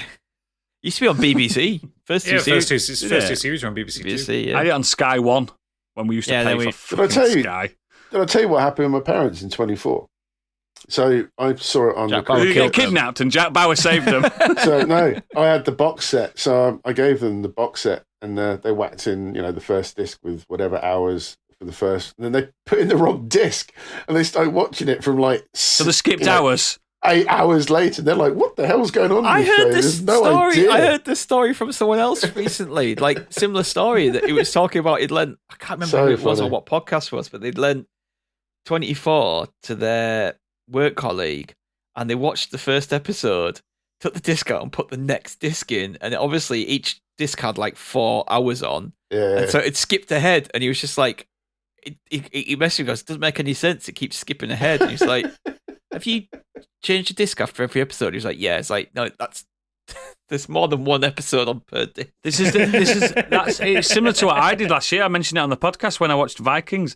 I watched the whole of season 2 before it won. I didn't realise that I weren't watching the first season. Nothing will be as bad as me listening to the third book of a trilogy and not realising until right at the end. Anyway, yeah, that's worse. But it made sense. It still made sense. That was the weird thing. Yeah, because of the way same with Vikings. Just the way he'd written it. It was just the way he'd written it. Kind of like, oh yeah, all that stuff happened in the past, and we're now here. But it wasn't. That was the stuff that had happened in book 1 and 2. Anyway, we're not here for that. Succession. I've been absolutely loving that this last week. I'm smashing through it. A biggest one on TV is Schitt's Creek, because I didn't watch any of that when when it came out, and when it finished, it was Gadget that had talked it up, and we were like, should we watch this? Me and Kate, and we absolutely loved it, and I'm tempted to go back and watch it again because I keep watching. Like, I listened to that Shrink the Box the other week, and then they talked about Schitt's Creek on there, David and Alexa, and they just kept putting clips in there, and I was just sat at my desk laughing. I was just like, it's just making me want to go back and watch that show. It's a good show. Actually, to be fair, Schitt's Creek is good for Positivity Month because it's a very positive show overall. Yeah. Just despite what's happening. Yeah, like it's a very uplifting program, and it just deals with like Gadget said, it deals with issues and things, and just in such a good way. Like just the way that it handles like sexuality of David and things like that. It's just done so well. It's so well written. In between all that, it's because David's sexuality in that isn't a plot point. No, that's why. No, but it is a plot point at one point. But it is at one other point. than like you know a what I mean? love It's not story, but like it's not. Yeah, it's not the be all end all. Yeah, it's It's not. just that's a gay man. That's it. Considering they're in what is kind of meant to be like this small backwater town, no one makes any kind of issue about it, which is really kind of good to see, because so many shows would just go the easy route of local homophobe or whatnot, and they're just and it's just really well done. And like I say, in between all that kind of stuff, you have Moira just being absolutely batshit crazy.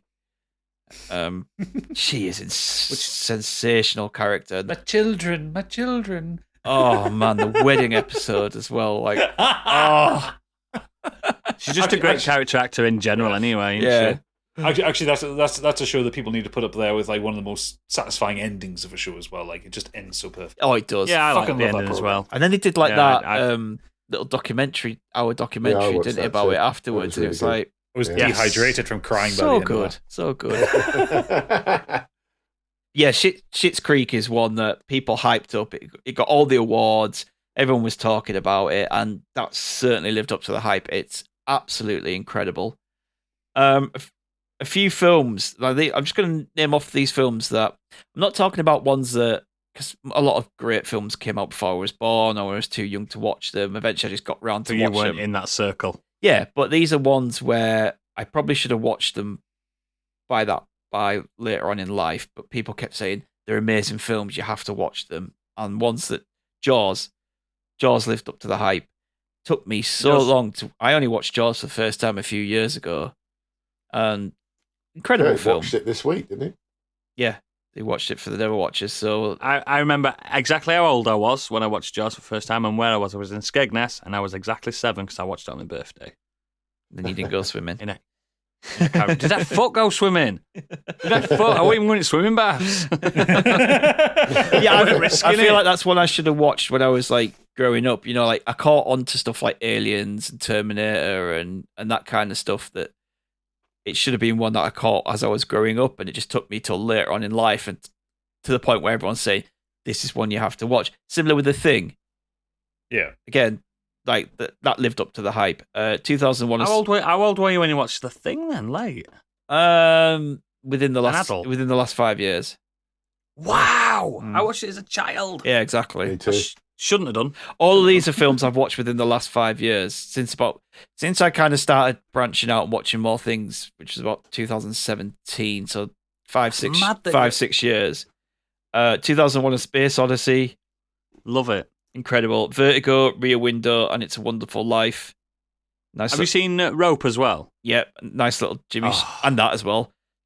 Yeah. All Jimmy Stewart films. I'm making it my life's purpose to watch all of his films because he's amazing. He's fucking one of the best actors to grace this planet. Yeah, so good. And I will fight anyone that says he isn't. Chinatown, despite the director. Despite the director, it's a great film. It's a great film. Yeah, Amadeus. It's one you need to watch. It's great. I've still not seen it, and I can't believe it. Everyone's saying, There you go. Watch it Fucking this love week this and come movie. back and tell us, did it live up to the hype? Trust me, you will what's look. it on? I'll find it. You'll find it. I'll find You will love it. I'll find I can't imagine you coming away from that film and not loving it. I think you have to. I know. I think the director's cut everyone is that the knows one me. to watch. Yeah. Yeah.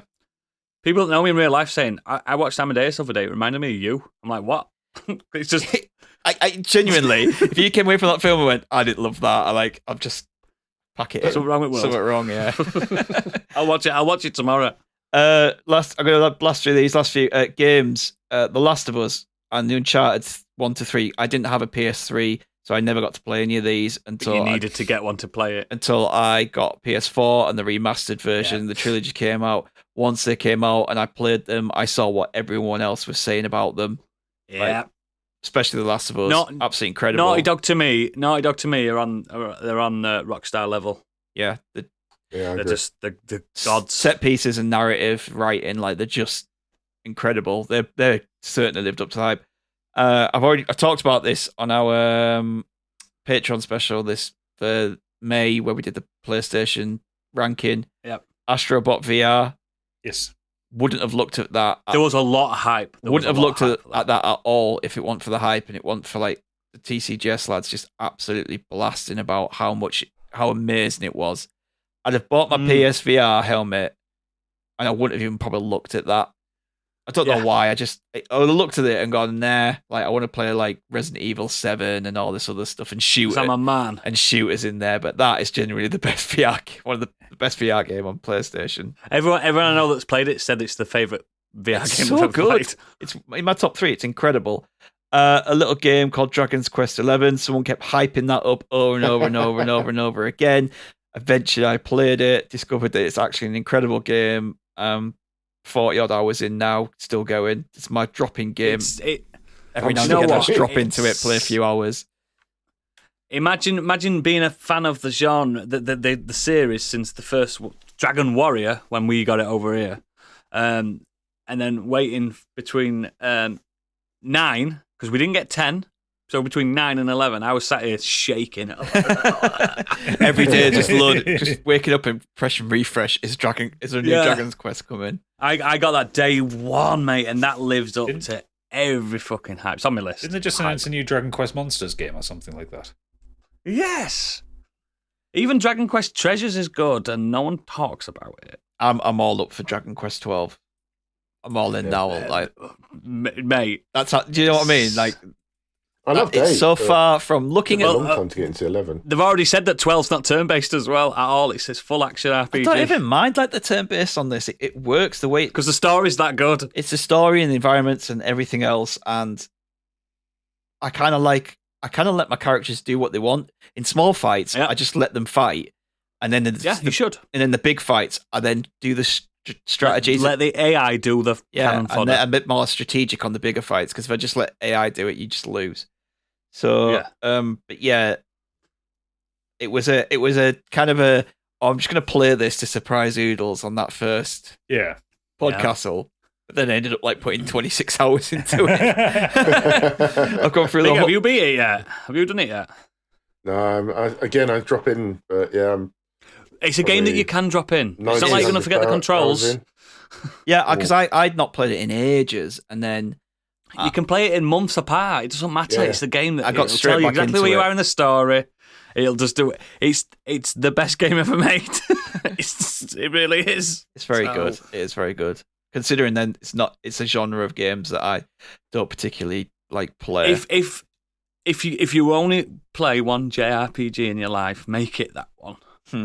That's all I can say. Just make it that one. So good. Last few. Sorry, it's just a random list I'm just going through rather than Gentlemen Bastards. We've talked about that enough on here. The King Killer Chronicles. I remember hearing getting proper talked up about on the Empire podcast when they heard that they're potentially going to get made into a TV show. Looked into them, the reviews on them are outstanding. Proper massive thick books. You love a fantasy fucking side, you, don't you? This is like the story of a man called Quoth, and he's telling somebody his life story, and it's just amazing. It frightens me how long it must take you to read them because you're a slow reader. I audiobook these ones. Yeah, but I don't blame you, mate. I don't blame you. The only problem is 2007 was book 1, 2011 was book 2. Still ain't got book 3. Oh. This is why I don't do them. That's why I don't do these fantasy No, that's sagas. why I read the complete ones. The ones that are already complete. Go and read them because you know you're getting an ending. Definitely worth checking out. Gadget, I think you'd love it. Because like I've talked to you about it, it's proper rules of magic in there, and there's a proper system and everything, and it's about characters having to learn it rather than just being given it because of the chosen one. Do you know what I mean?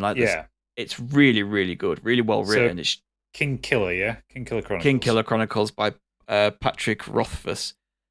The only problem is, just like George R.R. Martin, what the fuck's he doing? I actually got announced a week or two ago that he was writing something else. It's like, no, get back to your main fucking series, please. Yeah, great books. And finally, Hamilton, massive hype on that. Absolutely loved it. It extremely lived up to the hype. And Rocky Horror Picture Show. There you go. Oh, so good. Brilliant. Biggie. Yeah, so this is a slow burner hype for me because Succession first started in 2018, first series. I remember hearing about the show, but just hearing it being a good TV show, but not thinking much more about it. And I'm sure possibly Tig maybe mentioned it early on. That he was watching it in our Discord. Kurt as well. Yeah. And it wasn't until Gadget mentioned that he'd just started it. And I was like, and he was saying how good it was. So I was like, oh, I must jump on this because I do like my TV shows. Yeah. And this just gets added to, I mean, this is for me personally, but I think anyone else would agree that it's as good as The Wire, Sopranos, Breaking Bad, Better Call Saul. Game of Thrones is up there for fantastic, well-written, quality TV show. And the fact that it's only 4 seasons is a success in itself because they've nailed the start, the middle, and the end. And I'm not going to spoil anything at all because I know obviously Stiggy's watching it in a minute, and I think Oodles is as well. But it's just so good. I binge watched this show in 2 weeks so that I caught up to the fact that I had to wait every week for the new episodes to come out. Me and Pip could not stop. We caught up to it with there being 3 episodes left to go, so like we binged through it about 4 weeks, and then we get to like, you know, up with the live audience. I'm like, oh shit, I've got to wait like 6 days for the next episode. No, I don't. I want to know. Well, I've got a question about it because you've seen it all now. When did it really get its claws into? Because I've seen season 1 full now, and the first episode.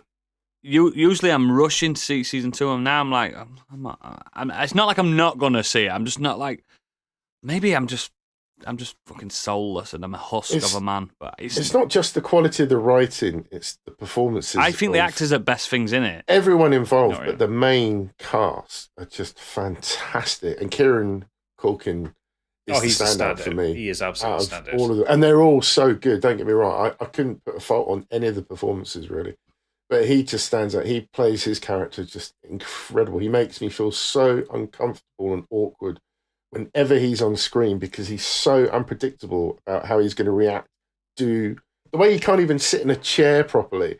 Just makes you awkward. He just plays it fantastic. And they've got the script, but they're given a bit of improv as well, so that if they want to go in a direction in the scene, then they just all go with it. It's just so good. I listened to the podcast for it as well, the interviews with everybody, and it was just fascinating to hear.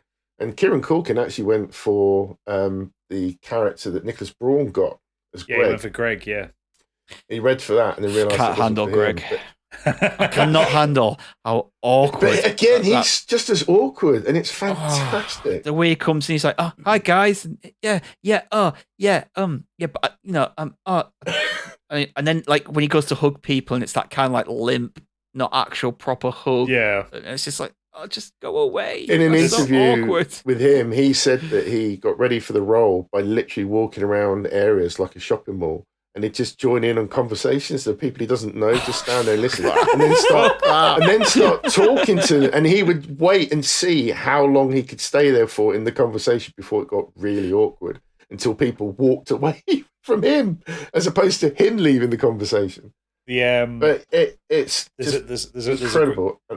There's a great moment of Greg's self-insertion in the last season. I'm not going to spoil what it is, but like Greg comes in, he introduces himself, and the characters that he's talking to, they kind of sat down looking up at him, and they just look so confused by his entire existence. It's fucking brilliant because the family kind of placates him. You know, he'll come over, he'll insert himself conversation, go, "Oh, hi, Greg," and they'll talk to him a little bit.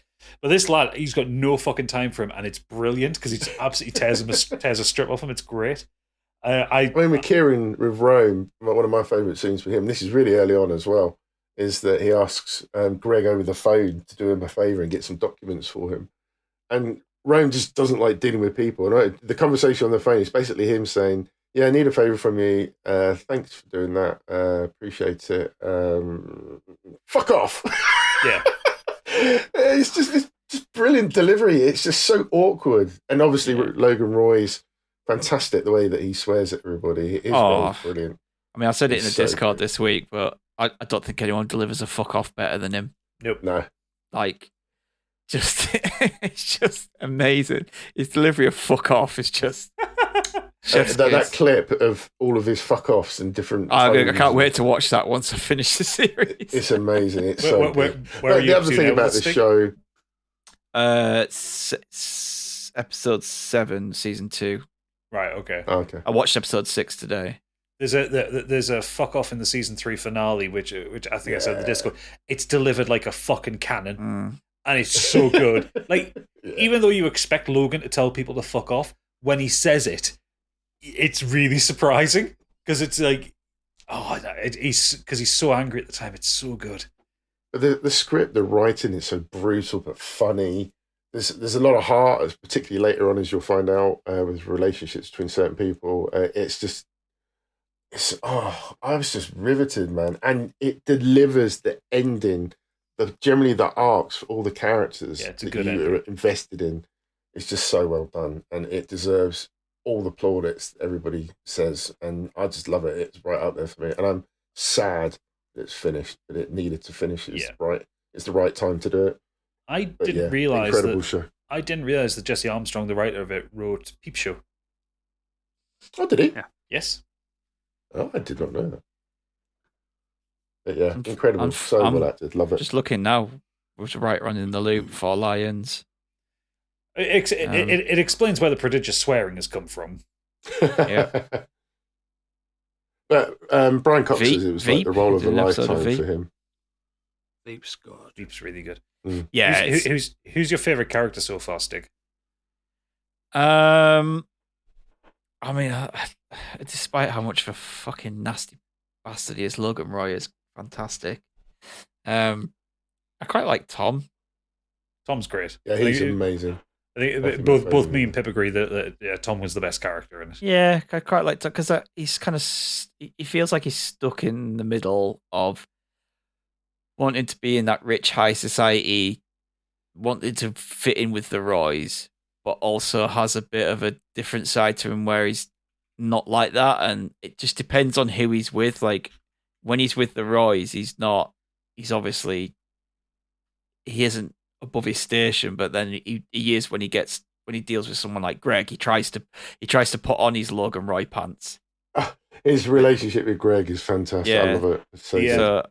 good. There's a great description of him from one of the characters in the first season, where they refer, because Tom's backstory is that he's from Wisconsin, I think, or something like that, or Minnesota, or somewhere.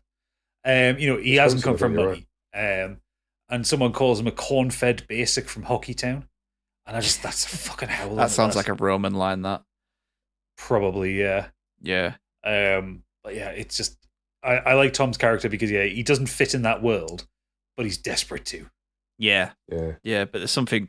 It feels like this. I'm not because I don't know. Nate describes him as that. Yeah, but he feels like he's a good guy, but he's trying to fit in this world of ruthless sharks, and he just can't kind of figure it out. Well, his relationship with Shiv, I mean, we haven't spoken about Sarah Snook, and she's incredible in this. Oh, she's brilliant. She's amazing.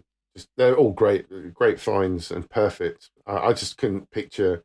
I know it's easy to say because you watch the show and you've watched it, but I just couldn't picture anybody else as these characters. They just nail it all. Yeah, I don't really like Connor. So good. No, I'm a conhead. I like Connor. He's funny. Yeah, I do. Maybe he's pointless. But he's funny. Well, that's the reason. He's the kind of rich kid who just doesn't want to do anything and just live off the money, innit? Yeah. And has all these dreams of, I'll do this, I'll just do that. Just you wait. I'm enjoying it. I've like I said, I've smashed through the season and a half of it in a few days. So, but you saying you didn't enjoy it? Everything? Yeah, I like it. I don't love it. I like it. I think it's great. It's great telly. I'm a big Brian Cox fan anyway. In general, I think he's great. Not the scientist. Tom and Greg, love that. You can't argue with that, can you? Really? Telly. The way you say that, because you didn't say anything there. It's like, I know you don't really like it that much, but it's just like, yeah, okay. Yeah, it's generally one of those ones where you just come in and go, oh yeah, I agree. It was just really funny. No, I like it. It's just, I got hyped on. Yeah. I got hyped on the morning show this year, and I think that lived up to the hype. I like the morning show more than I've liked this. It's fair enough. But I still think it's good. I just maybe sometimes you get lambasted by the hype, don't you? Sometimes it goes the opposite way. We've done that podcast before, though. Oh yeah. Keep going, mate. Again, don't come at me with pitchforks. I don't dislike it. I think it's good. It's good telly. I'm just not rushing at it. I'm just taking my time. I'm watching like a couple of episodes a week. I'm just watching it. I like the performances. I'm a big fan of a good performance. And if anyone ever denies that these aren't good performances in this show, you don't know what fucking telly is. You're stupid. It is a masterclass in acting. It is. And there's because none of these characters are like what they are in real life. None of them. Well, apart from Kieran Culkin, if you watch him in interviews, he just is Roman. Oh, fair enough. Fair enough. It's worth looking at. I think he wins. I can't remember whether it's an Emmy or a Screen Actors Guild Award or something like that. But he wins it for playing Roman. And like he gets up on stage, people are cheering him, and he just kind of like looks down the microphone and says, "Just stop it, shut up," because he doesn't like that kind of attention. So he basically is just Roman. I think it's like I said, it's good. It's just not blowing my ass off like you guys. I'm a bit pissed off that it's not. Do you know what I mean? You know when you're pissed off at yourself for not liking something. You've done the first season. So I do like it. On the first season, go off, watch something else, and come back to the second season a little bit and like refresh. No, I'm planning on watching one tomorrow. And you know what I mean? I'm just watching here, there, and everybody. It's like when the morning show and some other shows of that ilk, that like high quality fucking dramas. That I couldn't stop watching that. That just fucking. And that's the thing for this with me is that I binge watched it. I just was in I had to soak it all in and take it all in. I just wanted the story to continue. Mate, Just I'd grabbed me. watch Brian Cox fucking read the phone book. You know what I mean? I think he's one of the most underrated actors of all time. I think he's incredible. Did you see he did an interview on one of the late night shows, where because of Logan Roy, like things are now like people will come up to him in the street and say, "Oh, will you tell me to fuck off?" You know, because people want to be told to fuck off by Logan Roy. I'm glad that he's getting that recognition for this because he deserves it. He's one of the best Hannibal Lecters as well. People forget. He was at a media event for the Me Too movement a couple of years ago. And it was like, like a talk, like about like these kind of really inspiring, powerful women talk, and he was kind of sat at the back of the room, just like watching it, taking it all in. And at the end of the event, like people kind of spotted them and went up to him and says, "Oh, we live in succession. Can you tell us to fuck off?" He's like, "I'm at a Me Too event, and you want me, the whitest, oldest man in the world, to tell you to fuck off?" I think he's a tour de force, and long may he reign. You know what I mean? Give him something else as well. Give him something else to like sink his teeth into because he's brilliant. I know he's not like screen time. He's not in this as much as everyone else, but because his presence. Yeah, the story's not really about him. His presence is no. Is I mean, it's called Succession. They are succeeding him. Yeah, his presence is ever present. Yes, and that's what I think. I think Brian Cox is a standout guy in general. He's brilliant. I hope he's not a baddie in real life. I don't think he is he? No, he's a miserable old git, but otherwise he's a nice guy. Yeah. I hope I'm like that when I'm older. If I get older. Cool. What our dear listeners got hyped about, and it lived up to it. So we'll start with Cibernati Cat. Also, congratulations, Cibernati Cat. Yes. Yay. Why? What's she done? She has procreated on the birth of her son. Congratulations on may he be a masculine child. Remember when people used to say that to people? Like, may he be a masculine child? Yeah, it's from the Godfather, innit? May he be a masculine child. Yes, she gave birth recently, so very much congratulations to her, the husband, and the little boy. But she has said the hype delivered for me was on the Wii. I was about 14 years old and saw all these videos and adverts, and I was like, "Say what?" And then, as a surprise, my mum went out and bought one on launch from Woolworths, and we played Wii Sports all day. It was such a happy memory. The console didn't matter and the games didn't matter, but the memory it created is like one of those core ones from the Pixar movie Inside Out, which will live with me forever. Just giggling with my mum and eating rubbish all day. That's the best hype. Oh. No, we were shit. They want shit. You know what's funny? The other day you were bigging up the GameCube. The Wii was just the GameCube with extra stuff on it. You could literally do everything that the GameCube did in the Wii. So yeah, but the GameCube meant I didn't have to go. You didn't have to do that on the Switch. So you plug a GameCube controller in. It was 2 consoles in one. Oh, is that shit? It only cost £200. Yeah. Right. You got no comeback. Positivity, my dude. Let's be positive about things. Wii was great because it got like family. Family time's great. Don't get me wrong. Family time's great. And if you can get your man playing Wii bowling, not wrong with that. Not wrong with that at all. Fantastic. Okay. Positivity. Moving on. Lee Davis has said, "I'm old enough to have read the books a couple of times and also had a job at the cinema at the end of 2001 when The Fellowship of the Ring came out. I was so incredibly excited to watch it, and we had staff screening the day before it came out. I was blown away. It's just so good, and it's always been my favourite of the films. I watched it again at a proper screening the next day with all my stoner mates. There were like 10 of us, and we had a smoke beforehand. Good times. Fellowship is the best one. It's the one that, even though they got rid of the full 4 chapters of Bombadil, it feels the most book-like. That's they did it for good reasons. Trust me. It's the best one. It's the best one. It's not got the best set pieces, but it's the best one. Yeah. Xenos has said, I think the first thing I have to mention is The Legend of Zelda Tears of the Kingdom. I'm not done with the game yet, but I'm well into it, and it just keeps delivering more and more surprises. Unquestionably the best game in the franchise for me, and absolutely worth the wait. Does anyone want to buy it? Says God knows how they managed to fit this on a Switch card. Similarly, Metroid Dread. Nintendo dropped the announcement out of nowhere with no warning for a title that got cancelled for the DS in 2013, and again, possibly the best game in the main Metroid series. God, I hope they can pull it off for Prime 4 too. It's not as good as Super Metroid. That's the best one. I struggle with Super Metroid when I tried playing it, but I didn't play it back in the day, so I don't have I didn't have a Nintendo as a kid. It was you were one of those fucking scruffs with a Mega Drive. I had a Sega and an Amstrad CPC. Sega I finished Scrub. that twice. Scrubber! And then he's got a bit for the green room, so we'll talk about that then. Cool. Robotic Monkey has said Tearaway on Vita. The short version is it's brilliant, best use of the tech inside the Vita, beautiful graphics and wonderful sound. Longer version, it's fucking brilliant. It made use of the back touch panel and made it look like you poke your fingers into the game. There are a few puzzles that you needed to gently tilt the Vita about to get through. The game also made use of the front touchscreen. In the game, the whole world is made from bent or folded up paper, and almost everything in the game can be pressed or smoothed flat, which was accompanied by some lovely sound of rippling paper.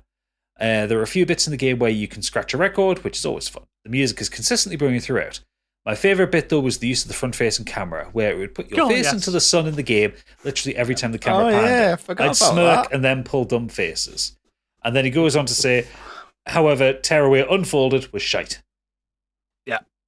Which I think that was the PS4 version of it, which basically didn't have anything that made the Vita game good.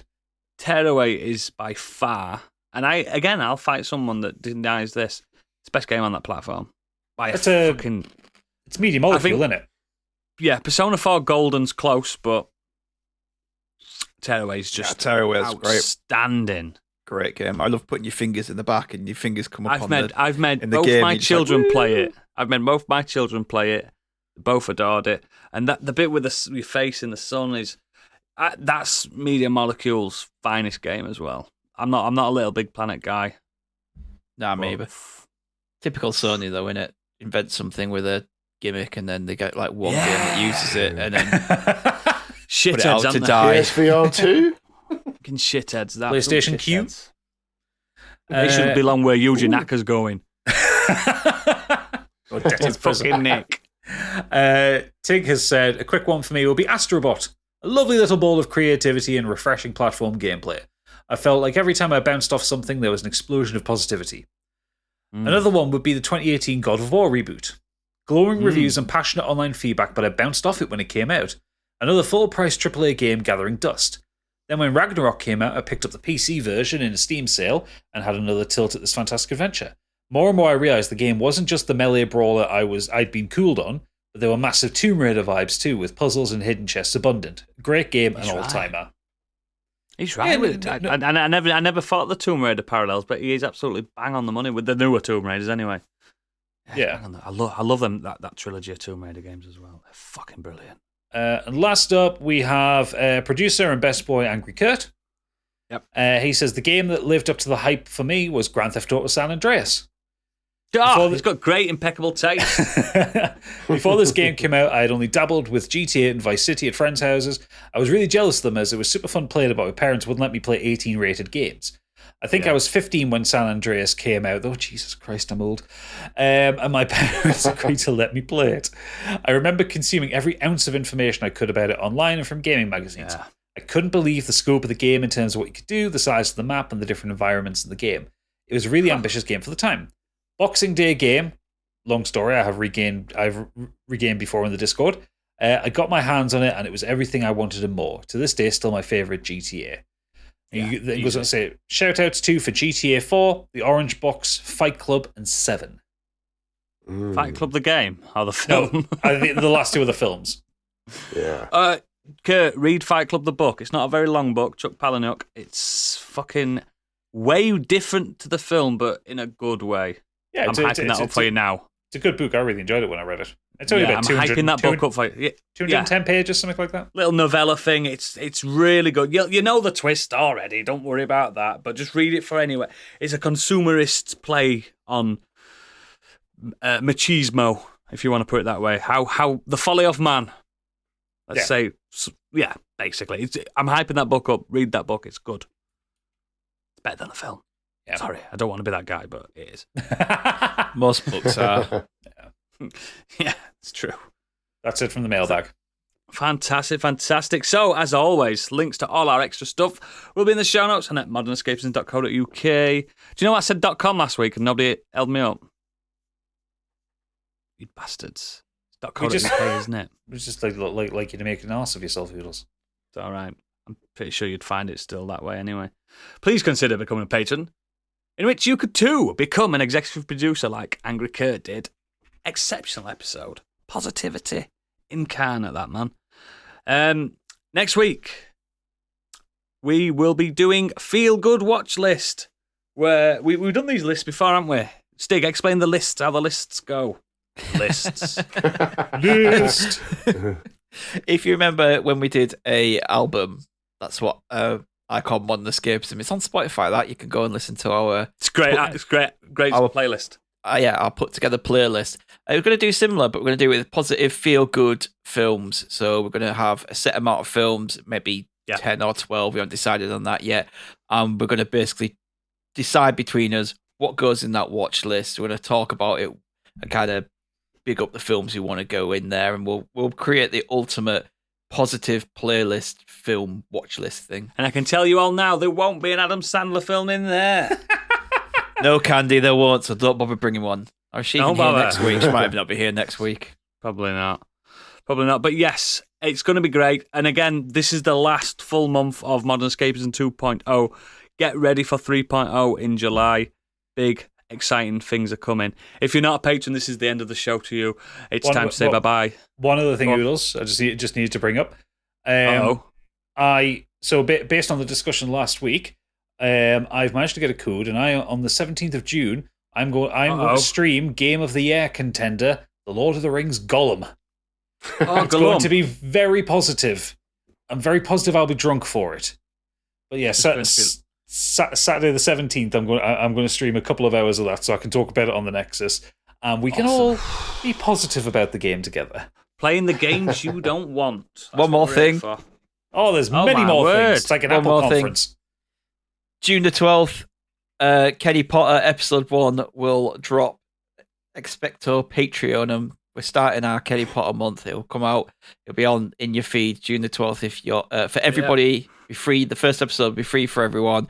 And after that, every month will be Patreon exclusive. So if you like the first episode, then sign up to the Patreon. You'll get every other episode. Slight spoiler alert as well. Unlike Too Fast, Too Curious, it's quite positive. It's a positive episode.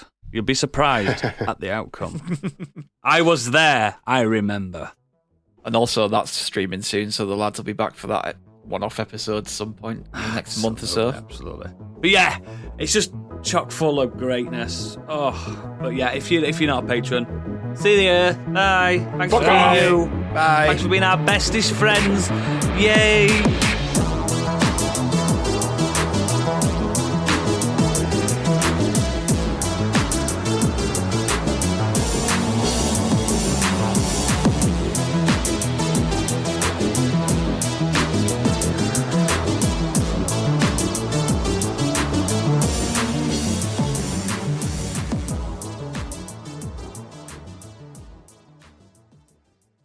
Hay fever's bad today.